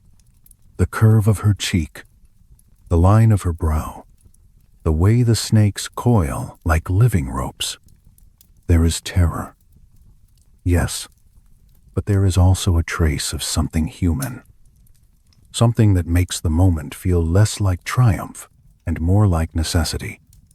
He strikes. The blood, in the myth, carries strange power. Pegasus rises, winged and bright. A sudden clean thing in a dark place. It is as if the world insists on balance. If there is horror, there will also be wonder. Perseus escapes, and the chase is frantic, though we can imagine it quietly, like a nightmare that runs without sound. The immortal Gorgons slash at empty air. Perseus, invisible, moves past them, heart pounding, then lifts into open sky. He flies until his lungs burn from cold air. He flies until the horizon turns pale. Only then does he slow. Hovering above a calm stretch of sea, he does not open the bag. He does not peek. He keeps the secret contained. When he reaches Andromeda, the scene changes again. It is bright daylight. The sea is loud. The rock is slick with spray. Andromeda stands chained, not screaming, but holding herself as if she is trying to stay present. Perseus speaks to her with respect. He does not treat her as a prize. He treats her as a person facing a terrible fate. He then speaks to her parents, and you can feel how desperate they are. A kingdom is willing to sacrifice a daughter to calm a monster. That is how fear works. It demands payment. Perseus fights the sea beast, and the struggle is messy. Water makes everything slippery. The monster's tail smashes the surface and throws up walls of foam. Perseus, in the air, is not as stable as you might think. Wind pushes him. Spray blinds him. He has to time his strikes, not just swing. When he finally uses Medusa's head, it is not out of cruelty. It is out of the knowledge that some threats will not stop unless you end them completely. The beast turns to stone, and the sea, strangely, seems relieved. Perseus gives Medusa's head to Athena, and Athena places it on her aegis, her shield or breastplate, so the terrifying gaze becomes a protective symbol. The monster's power is turned into defense. The fear is harnessed. Think of that. Gently, fear can be used to guard, not only to freeze. It can warn you away from danger. It can make you careful. It can keep you alive. The problem is when fear becomes your only way of seeing. Perseus, after the prophecy fulfills itself, chooses not to cling to power. He feels the weight of what happened to Acrisius, and he steps aside. That, too, is a kind of courage. The courage to refuse a throne when it would poison the heart. He settles. He builds. He becomes a founder rather than a conqueror. Mycenae rises, its walls strong, its gates famous. The world continues. And somewhere, far behind him, on a lonely mountain, Prometheus remains chained, still waiting for the day his story will change. Heroes do not solve everything. They simply move the world a little, pushing back darkness in one corner, while other corners remain shadowed.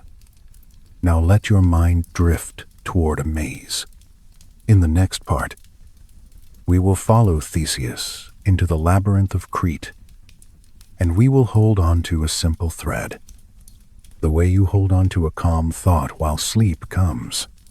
So gently now. A maze is a place built to confuse.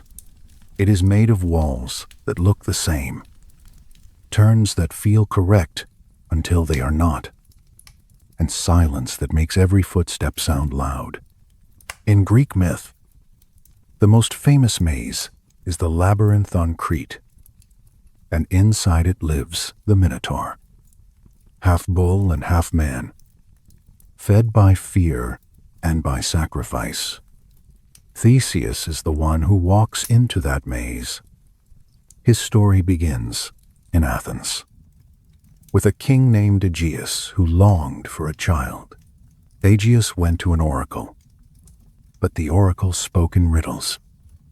As oracles do, Aegeus did not understand. On his way home, he stopped at Troezen and met a wise king named Pythias, who understood more than he said.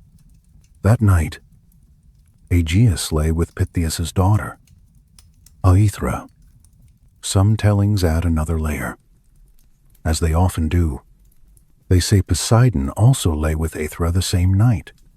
In myth, heroes can have two fathers, one mortal and one divine, as if strength comes from both earth and sea. Before Aegeus returned to Athens, he hid a sword and a pair of sandals under a heavy stone and told Aethra a rule. If our child grows strong enough to lift this stone, let him take the sword and sandals and come to me. Years passed. Aethra raised her son with care. The boy grew tall and steady. His name was Theseus. When Theseus was old enough, Aethra led him to the stone. The stone was wide, pressed into the ground like a stubborn thought. Theseus placed his hands against it, He breathed in. He pushed. The stone lifted. Under it lay the sword and the sandals. Waiting like a message from the past, Theseus took them. And with them he took on a new identity. He was not only Aethra's son now, he was Aegeus's son, a prince of Athens. Aethra urged him to travel by sea, the safer way, but Theseus wanted to prove himself. He chose the road, a path filled with danger, because in myth the road is a test. Along the way, Theseus faced bandits and killers who preyed on travelers. He met Periphetus, who swung a heavy club, and Theseus took the club and used it as his own. He met Sinis, who bent pine trees and tore people apart. And Theseus turned Sinis's trick against him.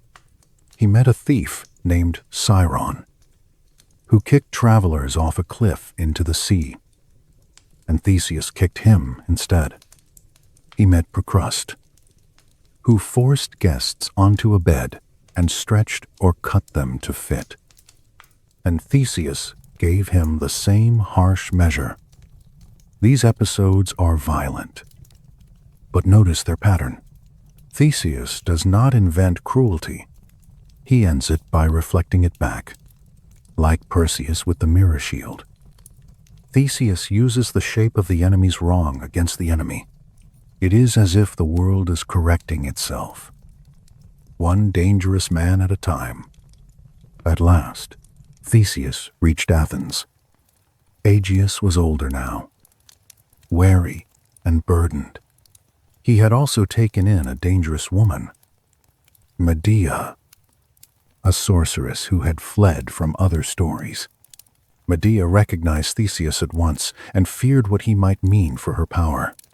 She tried to poison him at a feast. But as Theseus raised the cup, Aegeus saw the sword at his side, the sword he had hidden years before. Recognition struck like light. He knocked the cup away and embraced his son. Medea fled. Theseus had found his place, but Athens was not free of trouble. Across the sea, on Crete, King Minos ruled with strength and pride. Years earlier, Minos had demanded a sign from the sea to prove his right to rule. Poseidon sent a magnificent white bull, with the understanding that Minos would sacrifice it. But Minos, greedy, kept the bull and offered another instead. The gods do not like being tricked. As punishment, Minos' wife, Pasiphae, was struck with a strange desire for the bull. Daedalus, the master craftsman, built a wooden cow so Pasiphae could hide inside it. From this unnatural union came the Minotaur, a child with a human body and a bull's head. Strong and wild, Minos could not kill the creature, perhaps because it was family, perhaps because it was a shame he could not erase. So he asked Daedalus to build a prison that could hold it. Daedalus built the labyrinth, a maze so complex that even its maker could get lost.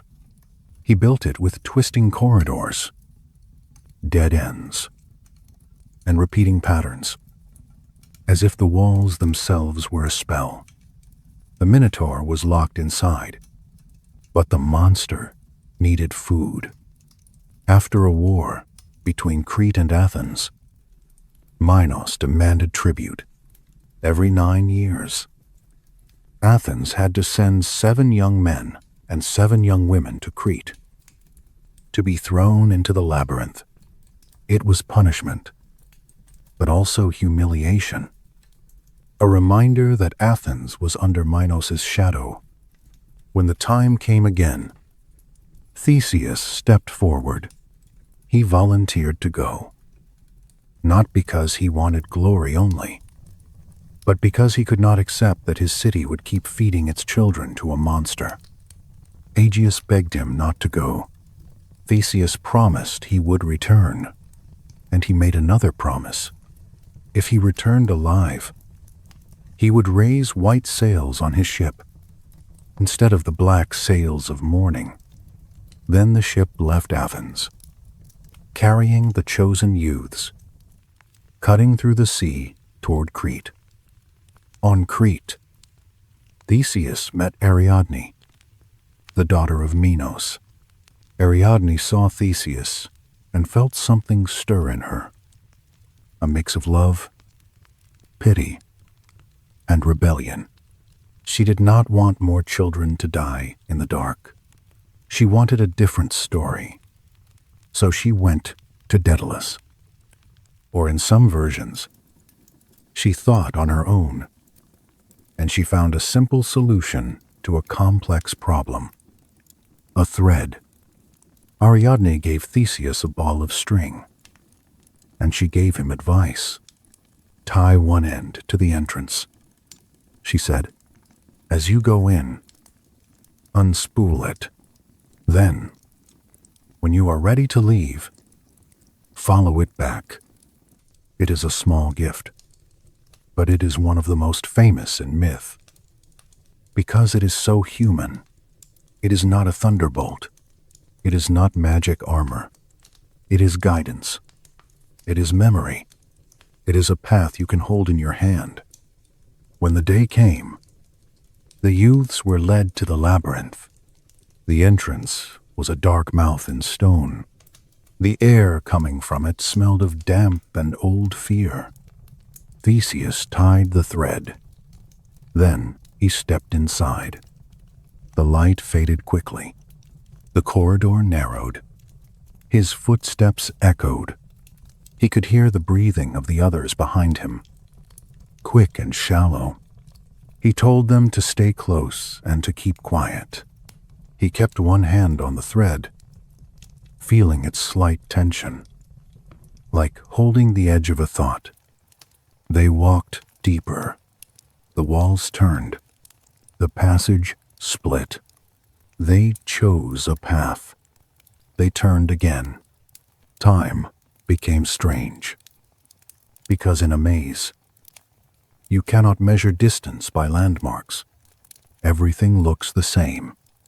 At last, they heard something. A low sound, like an animal breathing in sleep. A scrape of hoof on stone. A sniff. Searching. The Minotaur was near. Theseus told the others to stay back. He moved forward alone, following the sound. In a larger chamber, half lit by a crack in the ceiling, the Minotaur stood. It was huge. Its muscles moved under skin.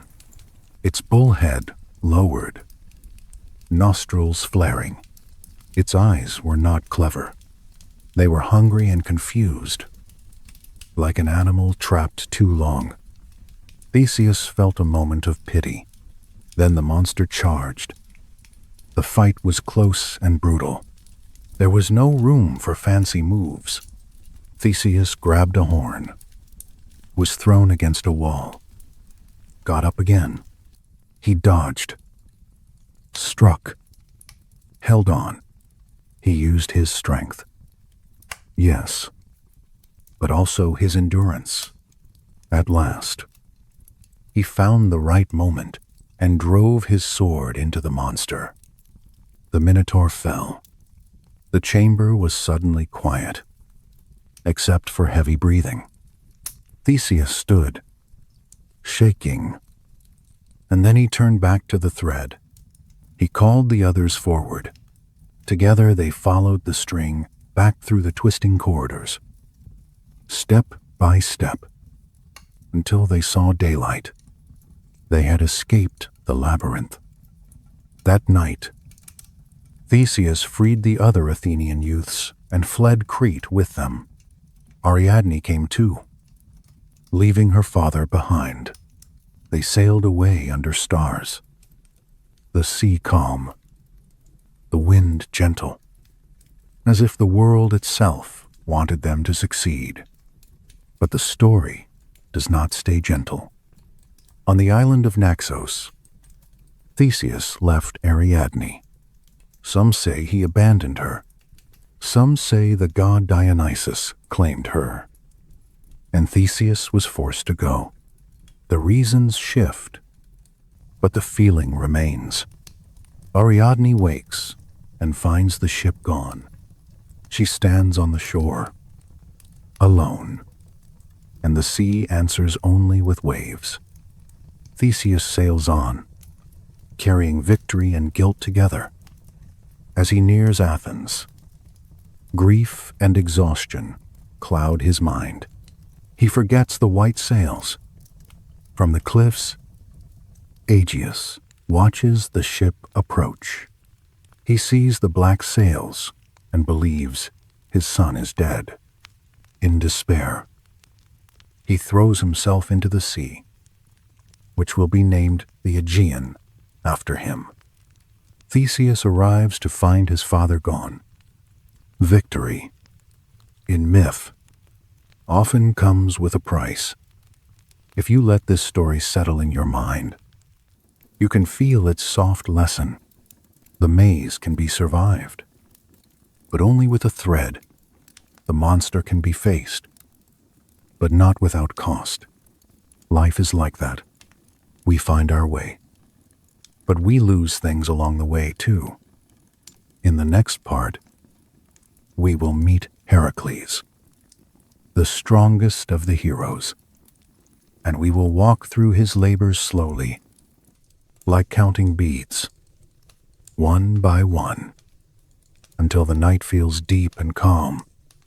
Daedalus, the builder of the labyrinth, is worth a slow look, because he is a different kind of figure in myth. He is not a god. He is not a hero with a sword. He is a mind with hands, the kind of person who can turn ideas into wood and stone. Daedalus was clever, and that cleverness made kings want him close. But cleverness can become a cage. Minos kept Daedalus on crate, because Daedalus knew the secrets of the maze. If he left, the secret could spread. So the builder became another prisoner, even though he had built the prison for someone else. After Theseus escaped, Minos's rage fell on Daedalus. The king blamed him, because a thread could not help unless the maze had an entrance, unless the maze could be walked, unless someone understood it well enough to share the weakness. Minos tightened his control. Daedalus looked at the sea and saw that ships were watched. He looked at the land and saw guards. Then he looked up. The sky was open, so Daedalus made wings. He gathered feathers, small ones and large ones, and he layered them. He used wax to hold them. He shaped them into 2 sets, one for himself, one for his son, Icarus. When the wings were ready, Daedalus warned his boy, "Do not fly too low," he said, "or the sea spray will wet the feathers. Do not fly too high, or the sun will melt the wax. Stay in the middle. Stay steady." It is advice that feels almost like a lullaby, simple and careful. They jumped, and the wings held. Imagine that first lift, that first moment of leaving the ground without a ship, without a path, only air under you. The island drops away. The sea becomes a wide, moving floor. The wind makes the feathers tremble. Daedalus flew calmly, keeping his body level. Icarus, young and thrilled, began to rise. He laughed. He climbed higher, chasing the bright warmth. The sun softened the wax. One feather came loose, then another. The wings began to unravel. Icarus felt the air change, felt support vanish. He fell, arms flailing, not like a bird now, but like a stone. He hit the sea, and the water closed over him. Daedalus circled back, shouting his son's name into the wind. But names cannot pull someone out of deep water. He landed on a nearby shore, exhausted, and he wept. This story sits near Theseus's story like a shadow. Both are about escape. Both are about the cost of leaving a maze. One uses a thread. One uses wings. Both are fragile. If you are listening for calm, let the image of flight become gentle again. Picture Daedalus later, older, building quieter things, remembering the sky with mixed feelings. Even in myth, not every invention is a triumph. Some are lessons written in salt water. Now return to Theseus and the thread. The thread is more than string. It is the idea that a person needs a way back.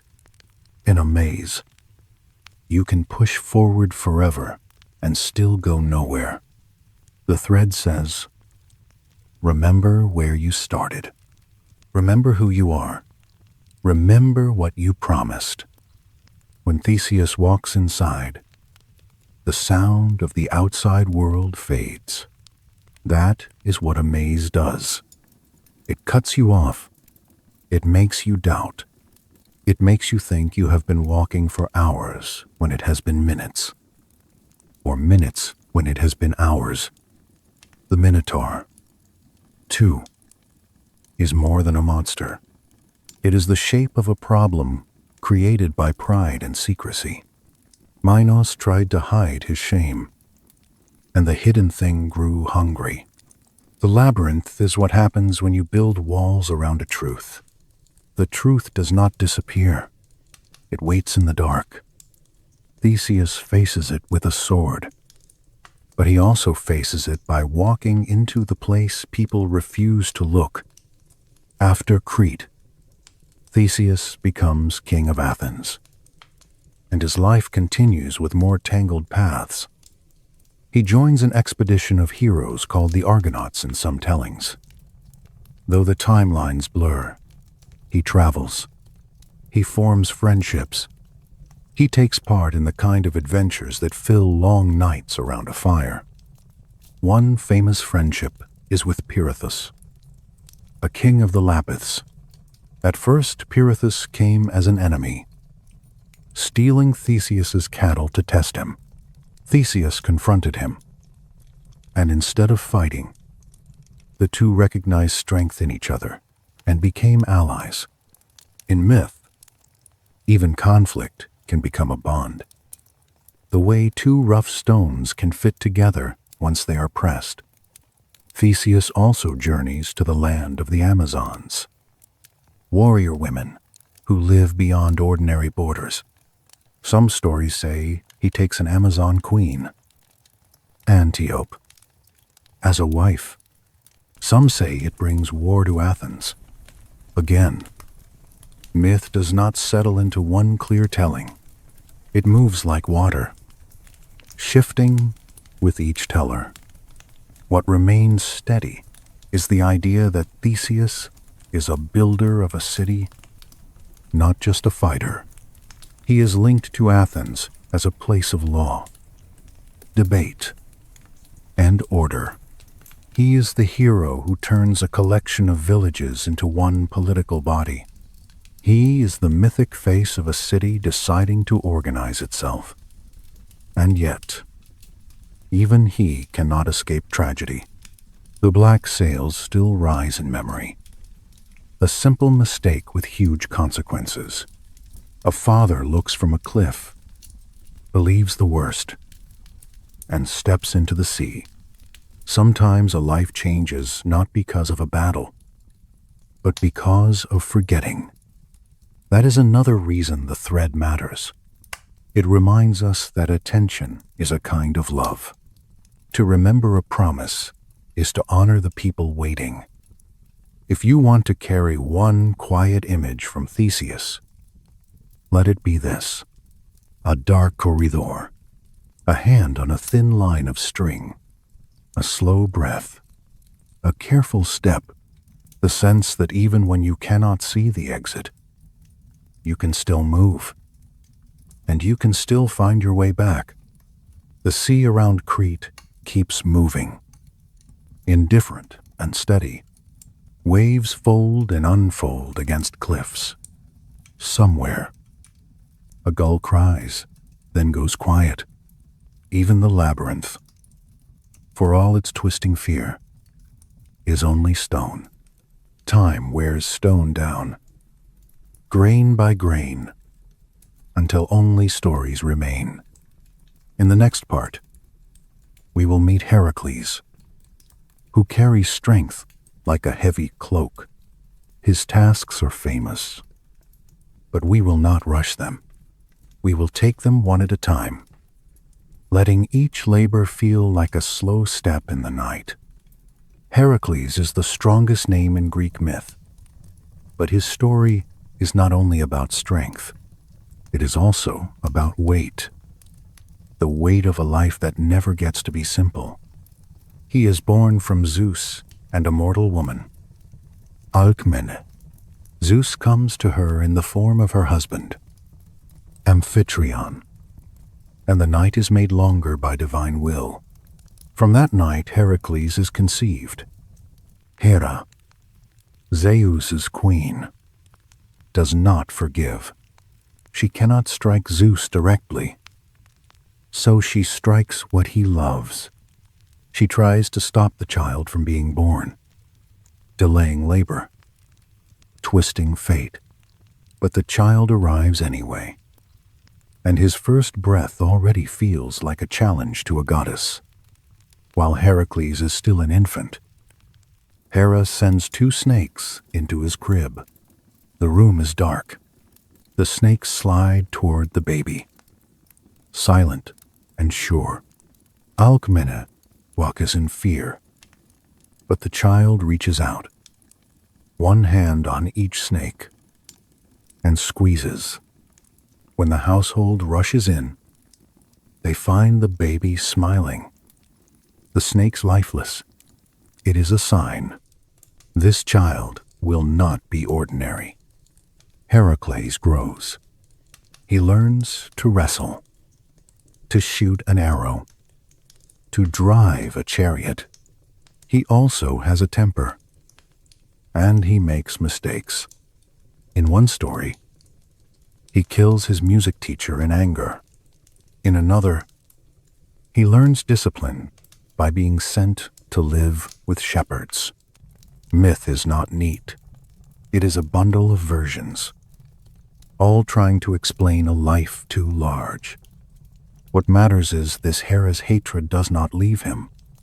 When Heracles becomes a man, he marries and has children. For a moment, life looks warm. Then Hera strikes his mind with madness. He sees enemies where there are none. In a blur of horror, he kills his own wife and children. When the madness lifts, Heracles looks at what he has done and breaks inside. Strength cannot undo a moment. He wants punishment. He wants cleansing. He goes to the oracle at Delphi and asks what he must do. The oracle tells him to serve King Eurystheus, a small, nervous man who fears Heracles' power. Eurystheus sets Heracles tasks, hoping the tasks will kill him. These tasks become the 12 labors. We will take them slowly, one by one, as if counting quiet steps. The first labor is the Nemean lion. The lion is not a normal animal. Its skin cannot be cut by bronze or iron. It lives in the hills near Nemea, and terrorizes villages. Heracles tracks it to a cave with 2 entrances. He blocks one entrance with stones, then enters through the other. Inside, it is dark. The lion's eyes shine.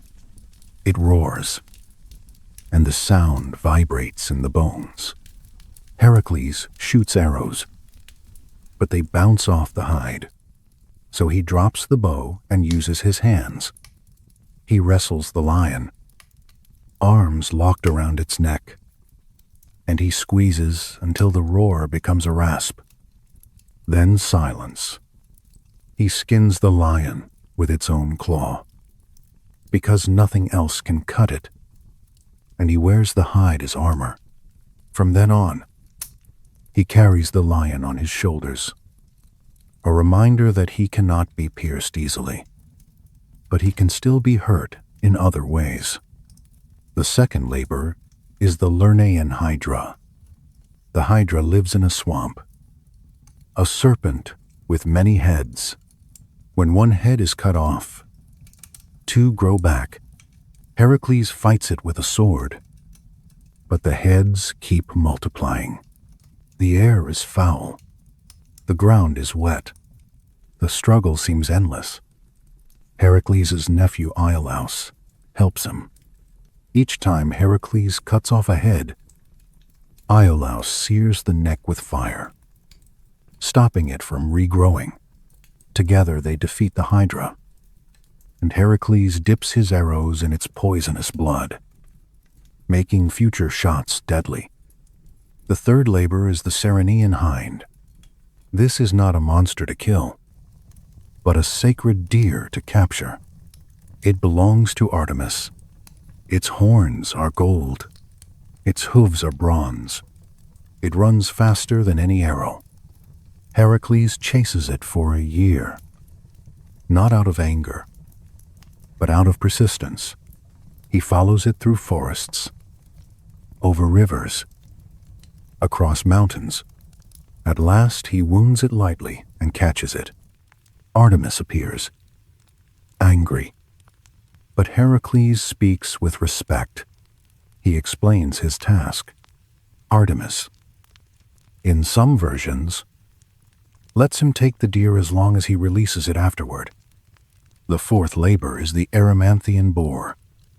The boar is huge and wild, tearing up fields.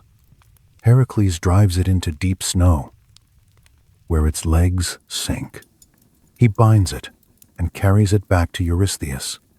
The king is so frightened that he hides in a large jar, peeking out like a child.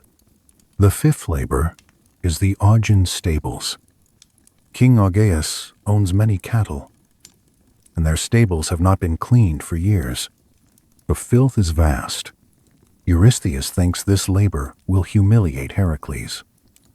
Heracles does not shovel. He looks at the land. He sees 2 rivers nearby. He reroutes them through the stables, and the rushing water cleans everything in one day. It is a labor of mind as much as muscle. The sixth labor is the Stymphalian birds. These birds have metal beaks and feathers like arrows. They swarm over a lake and attack people. Heracles cannot fight them all at once. Athena gives him a bronze rattle. He shakes it, and the noise startles the birds into flight. As they rise, Heracles shoots them down. The lake becomes quiet again. The seventh labor is the Cretan bull. This is the same white bull Poseidon sent to Minos. Now wild, it snorts and charges, tearing up the island. Heracles wrestles it, grips its horns, and forces it into submission.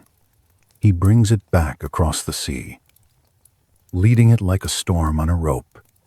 The eighth labor is the mares of Diomedes. These horses eat human flesh. Their owner, Diomedes, feeds them cruelly. Heracles fights Diomedes and then turns the tables. feeding the owner to his own mares. Breaking their madness, the horses become tame. The ninth labor is the belt of Hippolyta. Hippolyta is queen of the Amazons, and her belt is a symbol of authority. At first, Hippolyta is willing to give it, but Hera stirs mistrust among the Amazons, and battle erupts. In the confusion, Hippolyta dies, and Heracles takes the belt, not with joy, but with grim necessity. The 10th labor is the cattle of Geryon. Geryon is a giant with 3 bodies. He lives on an island far to the west. Heracles travels to the edge of the world, where the sun feels close. He fights monsters on the way. He builds the pillars of Heracles as markers of his journey.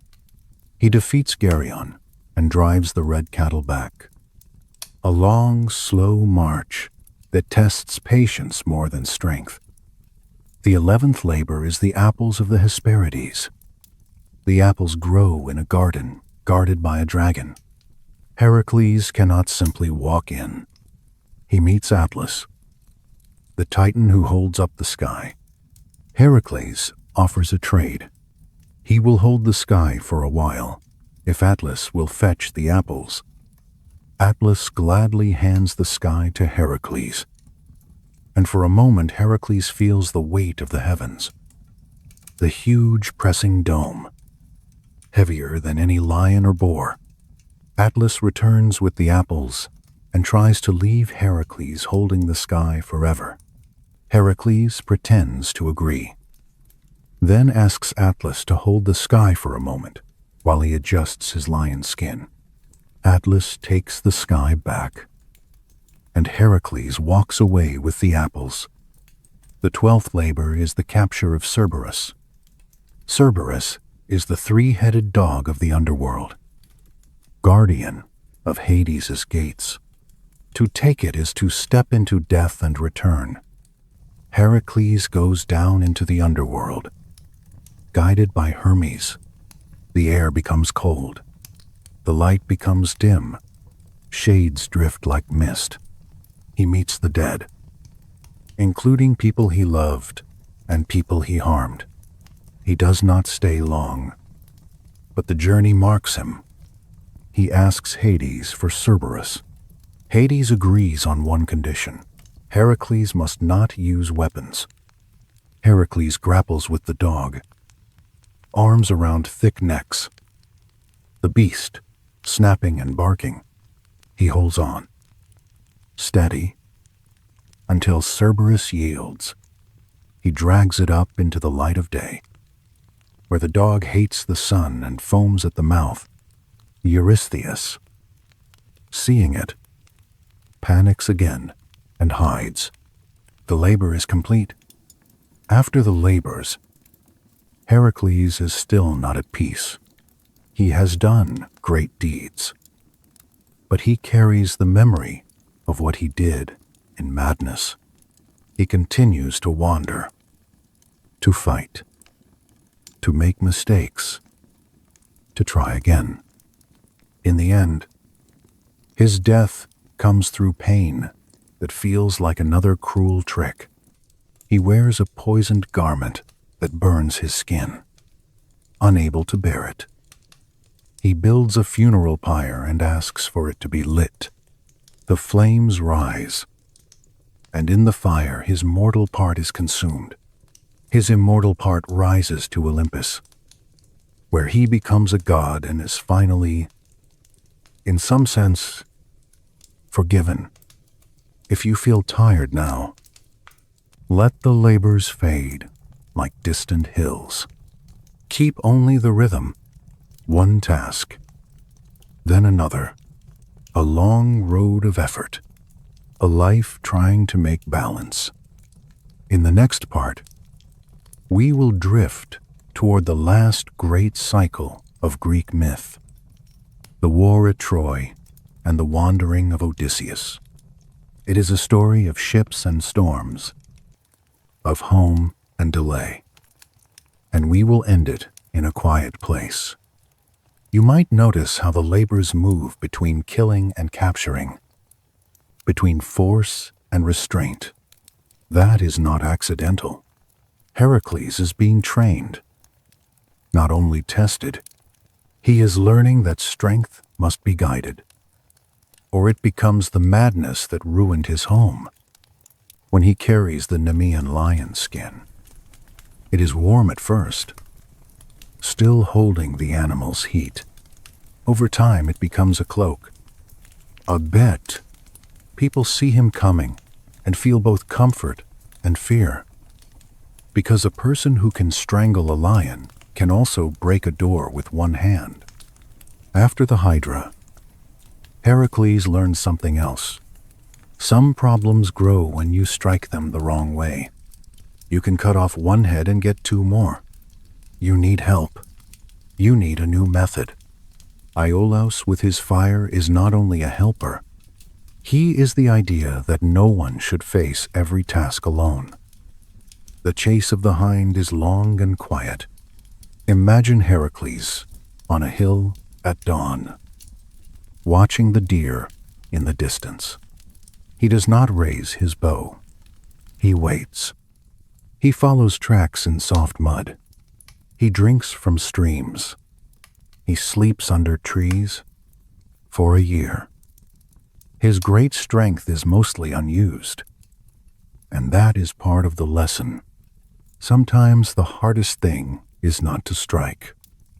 When he catches the hind and Artemis appears, the air feels tense, like a string pulled tight.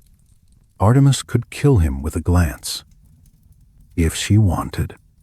Heracles kneels and speaks calmly. He does not claim the deer as conquest. He admits it is sacred. He explains his duty.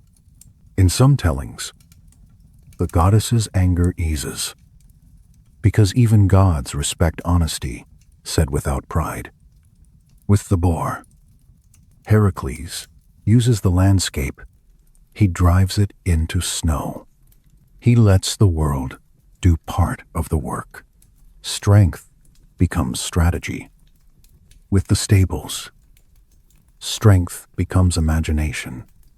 The smell there is harsh. The ground is slick. Yet Heracles does not sink into it. He steps back, sees the rivers, and changes their course. Water becomes his tool. It is like the flood in miniature, a cleansing without destruction. The Cretan bull reminds us that a creature can be both sacred and dangerous. Heracles does not hate it. He wrestles it like a storm, careful not to be gored, then guides it, breathing hard, until it yields. It is a meeting of two strong beings, and the sea watches, rolling quietly beside them. The belt of Hippolyta is another sad turn. At first, the queen and the hero speak. They understand each other. But Hera whispers into the crowd like wind through tall grass. Suspicion rises. Weapons lift. Suddenly the moment of peace is gone. Heracles leaves with the belt. But he leaves behind a broken possibility.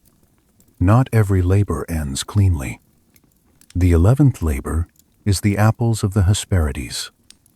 The apples grow in a garden guarded by a dragon. Heracles cannot simply walk in. He meets Atlas, the Titan who holds up the sky. Heracles offers a trade. He will hold the sky for a while if Atlas will fetch the apples. Atlas gladly hands the sky to Heracles. And for a moment Heracles feels the weight of the heavens. The huge pressing dome, heavier than any lion or boar. Atlas returns with the apples and tries to leave Heracles holding the sky forever. Heracles pretends to agree, then asks Atlas to hold the sky for a moment while he adjusts his lion skin. Atlas takes the sky back, and Heracles walks away with the apples. The underworld labor is the most haunting. Heracles steps down past rivers that sound like distant whispers. He sees the fields where ordinary souls wander, neither punished nor praised, simply present. He sees judges, and he sees the dark halls of Hades. For a moment he is close to the kind of quiet that waits for everyone. It is not dramatic. It is still. Cerberus, the guardian, is fierce, but also dutiful. A dog, even a three-headed one, is doing its job. Heracles does not kill it. He wrestles and endures and brings it up, then returns it. He proves he can enter death and come back. And in that proof, his fame becomes almost too large. Between these labors and his final death, Heracles does other things. He frees people from tyrants. He fights giants. He helps in wars. He also makes mistakes. Because pain does not vanish just because you have completed tasks. One moment ties back to an earlier story you heard tonight. Heracles travels near the Caucasus Mountains and sees Prometheus still chained. The eagle is there, circling, as it always does. Heracles lifts his bow, aims, and shoots the eagle, ending the daily torment. He breaks the chains and frees Prometheus. Prometheus, grateful, gives Heracles advice, and he also gives Zeus something he wants: the secret of Thetis, the woman whose child could be greater than his father. With that knowledge, Zeus avoids the threat, and in return, Zeus allows Prometheus to go free. Though the myth often keeps a trace of punishment, a ring or a reminder, this moment is quiet, but it matters. It shows that even in a world of grudges, acts of help can untie old knots. Heracles, however, still carries his own knot. His later life includes the story of Deianira, his wife, and the centaur Nessus. Nessus tries to take Deianira, and Heracles shoots him with an arrow dipped in hydra poison. As Nessus dies, he lies. He tells Deianira that his blood will act as a love charm, a way to keep Heracles faithful. Deianira, afraid of losing Heracles, keeps the blood. Years later, when she worries, she smears it on a garment and gives it to Heracles. The poison burns into his skin. It is slow at first, then unbearable. Heracles roars, not at an enemy, but at pain that has no face. He cannot tear the cloth off. It clings. His strength, which has broken monsters, cannot break poison. So he chooses the pyre. He stacks wood. He lies down. He asks someone to light it. The flames rise. And in the rising, he finds an end. It is not peaceful, but it is final. And in myth, finality often becomes transformation. The smoke goes up, and the immortal part of him is taken to Olympus. There, he is given a place among the gods. Hera, in some tellings, reconciles with him at last, and he marries Hebe, goddess of youth, as if the heavy life is finally replaced with lightness. If you are still listening, you have walked a long road with him. Lions, hydras, deer, boars, rivers, birds, bulls, horses, queens, giants, dragons, the sky itself, and the gates of death. It is a long list, and it can feel like a chant. Let it become a chant now. Not loud, soft.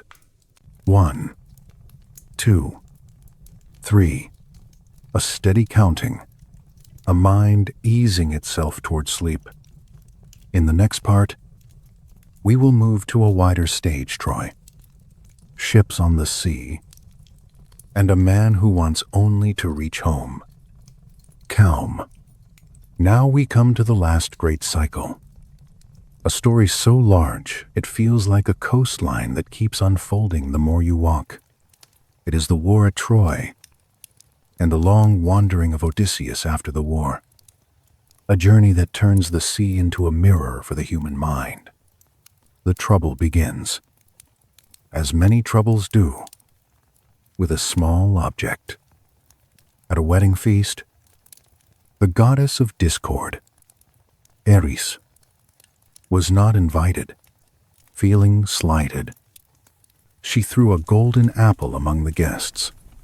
On the apple were words that meant, "For the fairest." 3 goddesses reached for it: Hera, Athena, and Aphrodite. Each believed she deserved it. Each offered power in exchange for the decision. Zeus did not want to choose. Even a king of gods knows when a family argument is too sharp, so he sent the problem to a mortal judge. A prince named Paris of Troy. Paris was handsome, charming, and not very wise. Hera offered him kingship, power over wide lands. Athena offered him victory in war and unmatched skill. Aphrodite offered him the love of the most beautiful woman in the world.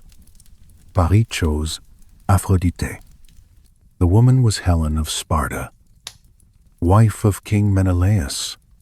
Paris traveled to Sparta, was welcomed as a guest, and then, under Aphrodite's influence and his own desire, he took Helen and sailed back to Troy.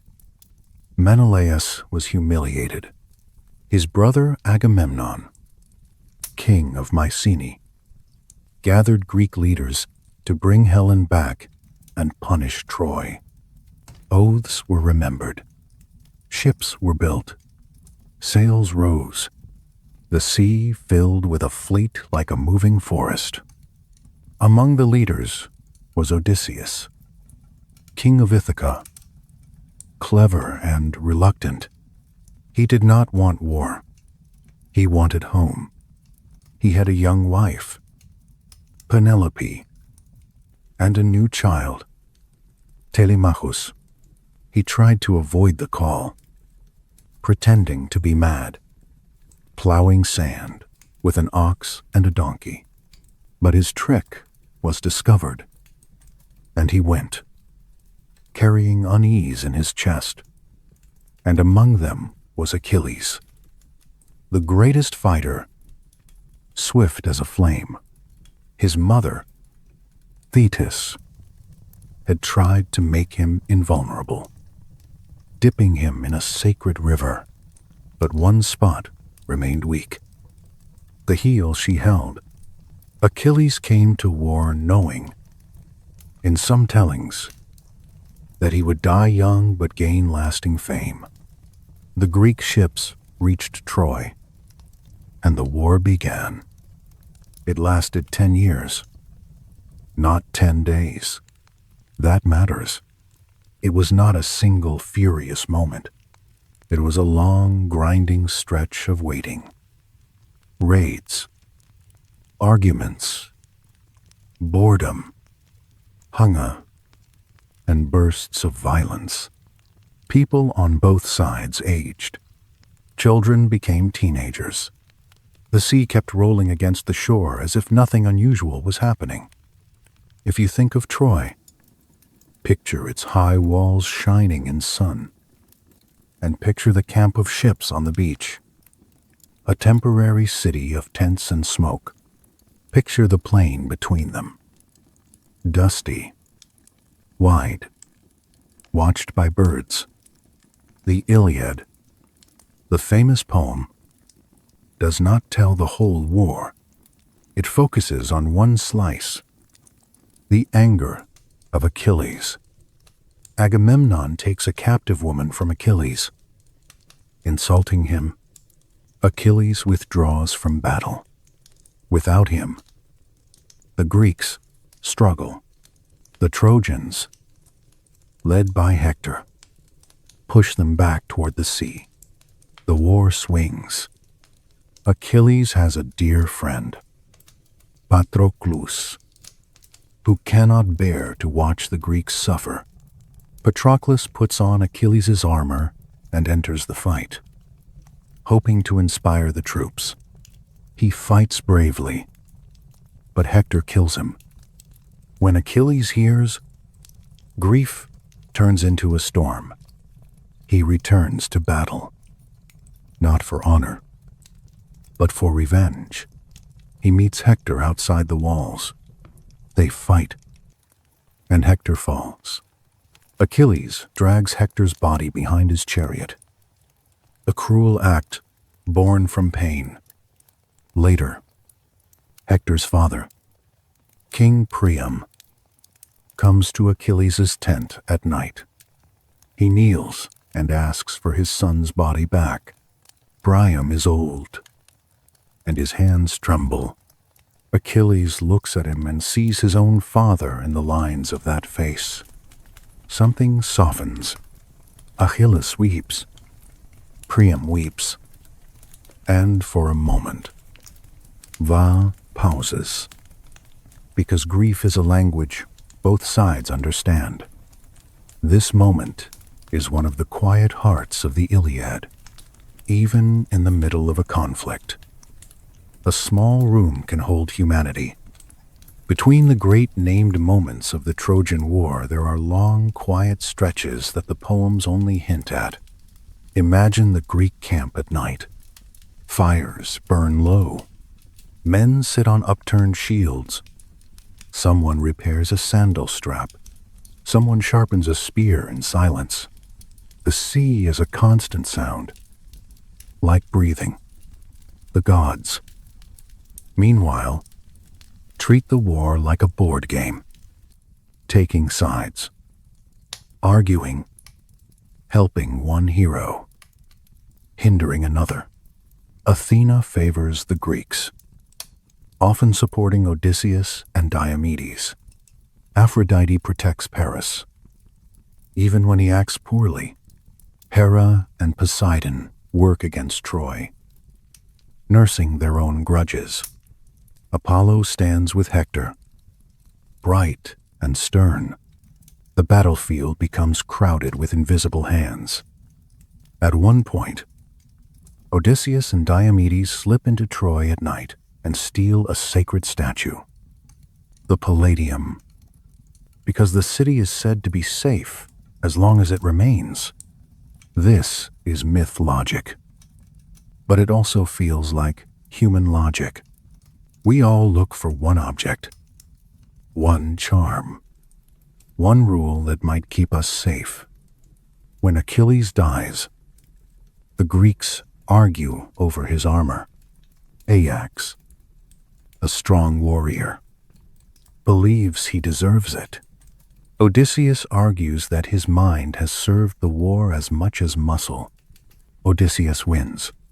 Ajax, humiliated, falls into madness and then into death. Even among allies, pride can destroy.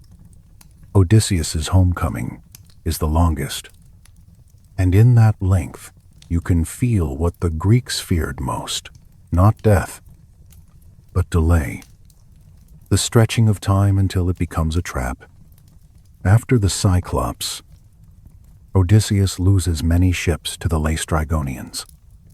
giant cannibals who smash vessels with boulders like children throwing stones into water. Only Odysseus's own ship escapes.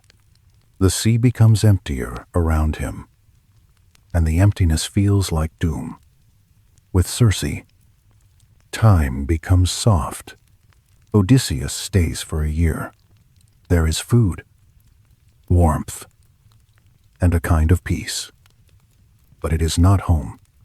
His men remind him, gently at first, then with rising sadness, that Ithaca is waiting like a light in the far distance. Odysseus finally agrees to leave, because even comfort can become a cage. In the underworld, when he meets the dead, Odysseus learns something that haunts him. The great warrior Achilles, once so proud, says he would rather be a living servant on earth than a king among the dead. Glory fades in that dim place. Only life matters. As Odysseus continues, his choices become smaller and harder. He cannot save everyone. He can only save the journey itself. The sea teaches him, again and again, that survival is not heroic like a spear throw. It is slow, stubborn, and often lonely. When he finally reaches Ithaca, Athena does not let him rush into the house. She makes him wait. Observe. Understand. She knows that a man returning after 20 years is not the same man who left. He must step into his own life carefully, the way you step into a dark room. Odysseus tests the household too. He listens to the servants. He watches who is loyal and who is not. He speaks with Penelope at a distance, disguised, and hears the strength in her voice. Penelope has endured in a different way. She has fought a war of waiting, a war of managing a house full of predators without giving them what they want. The contest of the bow becomes a turning point. Penelope brings out Odysseus's bow and says she will marry the man who can string it and shoot an arrow through 12 axe heads lined in a row. The suitors try, sweating and cursing. Their hands slip, their arms tremble. None can bend the bow. Odysseus, still dressed as a beggar, asks to try. They laugh. Penelope, watching, says yes. Odysseus strings the bow with a motion that is almost effortless, like a musician tightening a string. He draws and releases. The arrow flies cleanly through the axes. In that sound, sharp and true, the house seems to wake up. If you want to hold one calm symbol from this whole cycle, let it be the olive tree bed, a bed built around a living trunk. Rooted, you cannot move it without destroying it. It is a sign that real home is not portable. It is built over years, with patience, with shared secrets, with roots, and now, with that rooted image, we can let the sea quiet down in our minds. Rest. The war continues. Achilles himself dies, struck by an arrow in his heel. Many others die too. The names are many, like waves. In the end, Troy does not fall by force of arms alone. It falls by a trick. Odysseus suggests building a huge wooden horse, hollow inside. The Greeks pretend to sail away, leaving the horse on the shore as an offering. The Trojans argue. Some warn it is a trap. Others want it as a trophy. They pull it through the gates. At night, Greek soldiers climb out of the horse, open the gates for their returning army, and Troy burns. Helen returns to Sparta. The Greek leaders sail home. But home is not simple after 10 years. Some face storms. Some face guilt. Some face gods who are still angry about old choices. Odysseus, especially, is delayed. He sets sail for Ithaca, but the sea becomes his maze.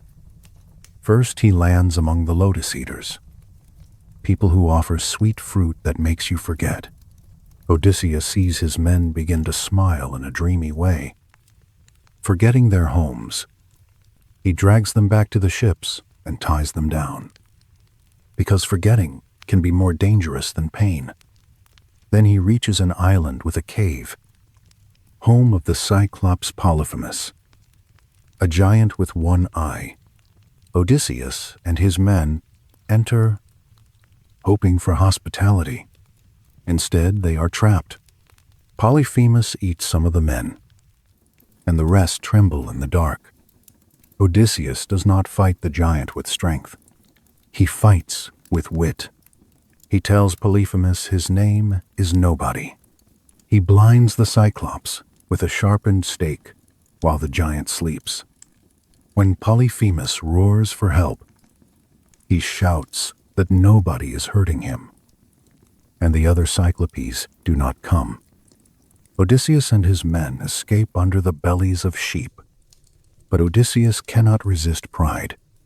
As he sails away, he calls back his true name. Polyphemus prays to his father Poseidon for revenge. Then Poseidon hears. From that moment, the sea becomes hostile to Odysseus, not always with sudden storms, but with long delays and wrong currents, the slow cruelty of being kept from home.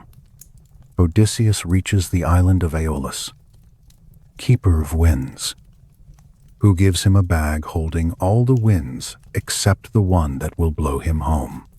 Ithaca comes into view, close enough to smell. But Odysseus falls asleep, his men, thinking the bag holds treasure. Open it. The winds burst out and drive the ships back across the sea.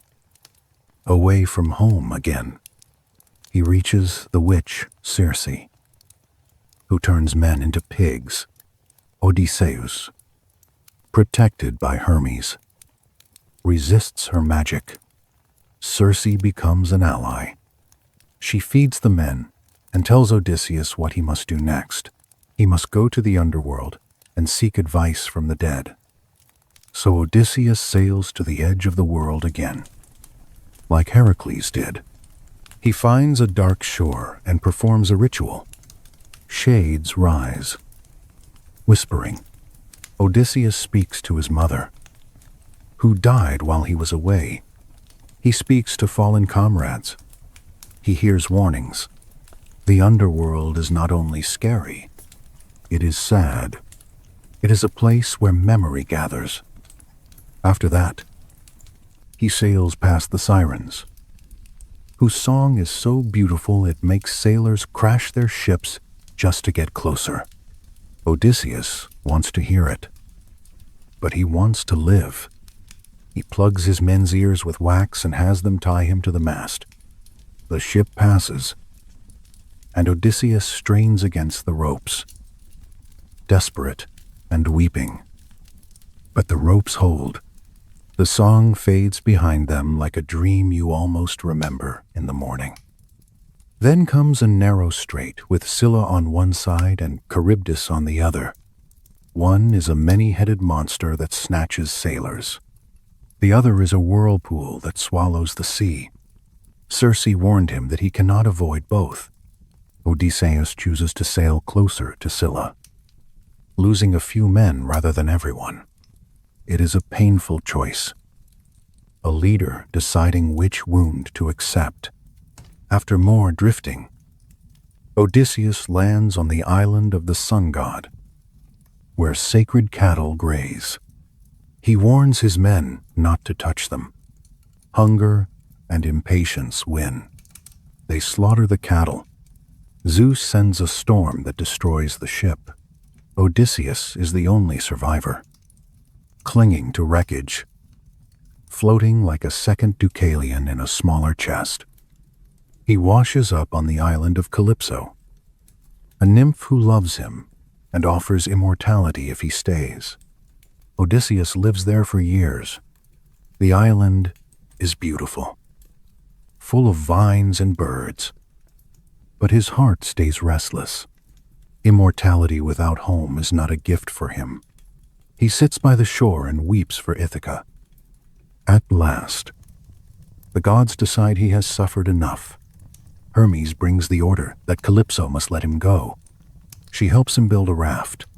Poseidon, still angry, sends another storm. But Odysseus survives again, rescued by the kindness of a sea princess, Nausicaa, and brought to the land of the Phaeacians.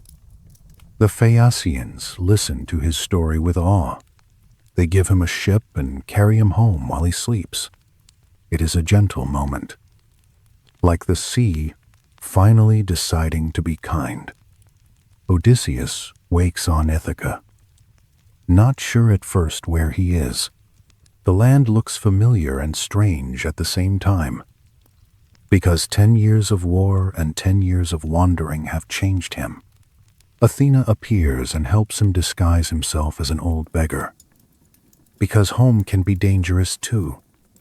In his house, suitors have filled the halls, eating his food, drinking his wine, pressuring Penelope to choose a new husband. Penelope delays them with clever patience. She says she will choose when she finishes weaving a shroud for Odysseus's father. Each night she unweaves what she wove by day. Like Ariadne's thread, her weaving is a way of controlling time. Telemachus, now grown, searches for news of his father. He returns, and father and son reunite in secret, quiet and trembling. The end is violent, but we can hold it at a distance. Odysseus strings his bow, a bow none of the suitors can bend. He reveals himself. He and Telemachus defeat the men who have eaten his home. Then comes the quiet part again. Odysseus and Penelope meet after 20 years. She does not trust at once. She tests him, because she has learned caution. She speaks of their bed, built around a living olive tree, rooted in the floor. Odysseus reacts with knowledge only he would have. Penelope believes, and at last she lets herself rest in his presence. Home is not a place only. It is recognition. The old stories end with peace, or with the attempt at peace. The gods quiet the anger of families. Ithaca settles. The sea keeps moving. But Odysseus no longer has to follow it. If you have stayed with me through titans and gods, through fire and flood, through stone and thread, through labors and ships, let your mind return to your own room now. Let the world of myth fade like a lantern being turned down. Breathe in slowly. Breathe out slowly. Let your shoulders soften. Let your thoughts drift like boats on calm water. Good night.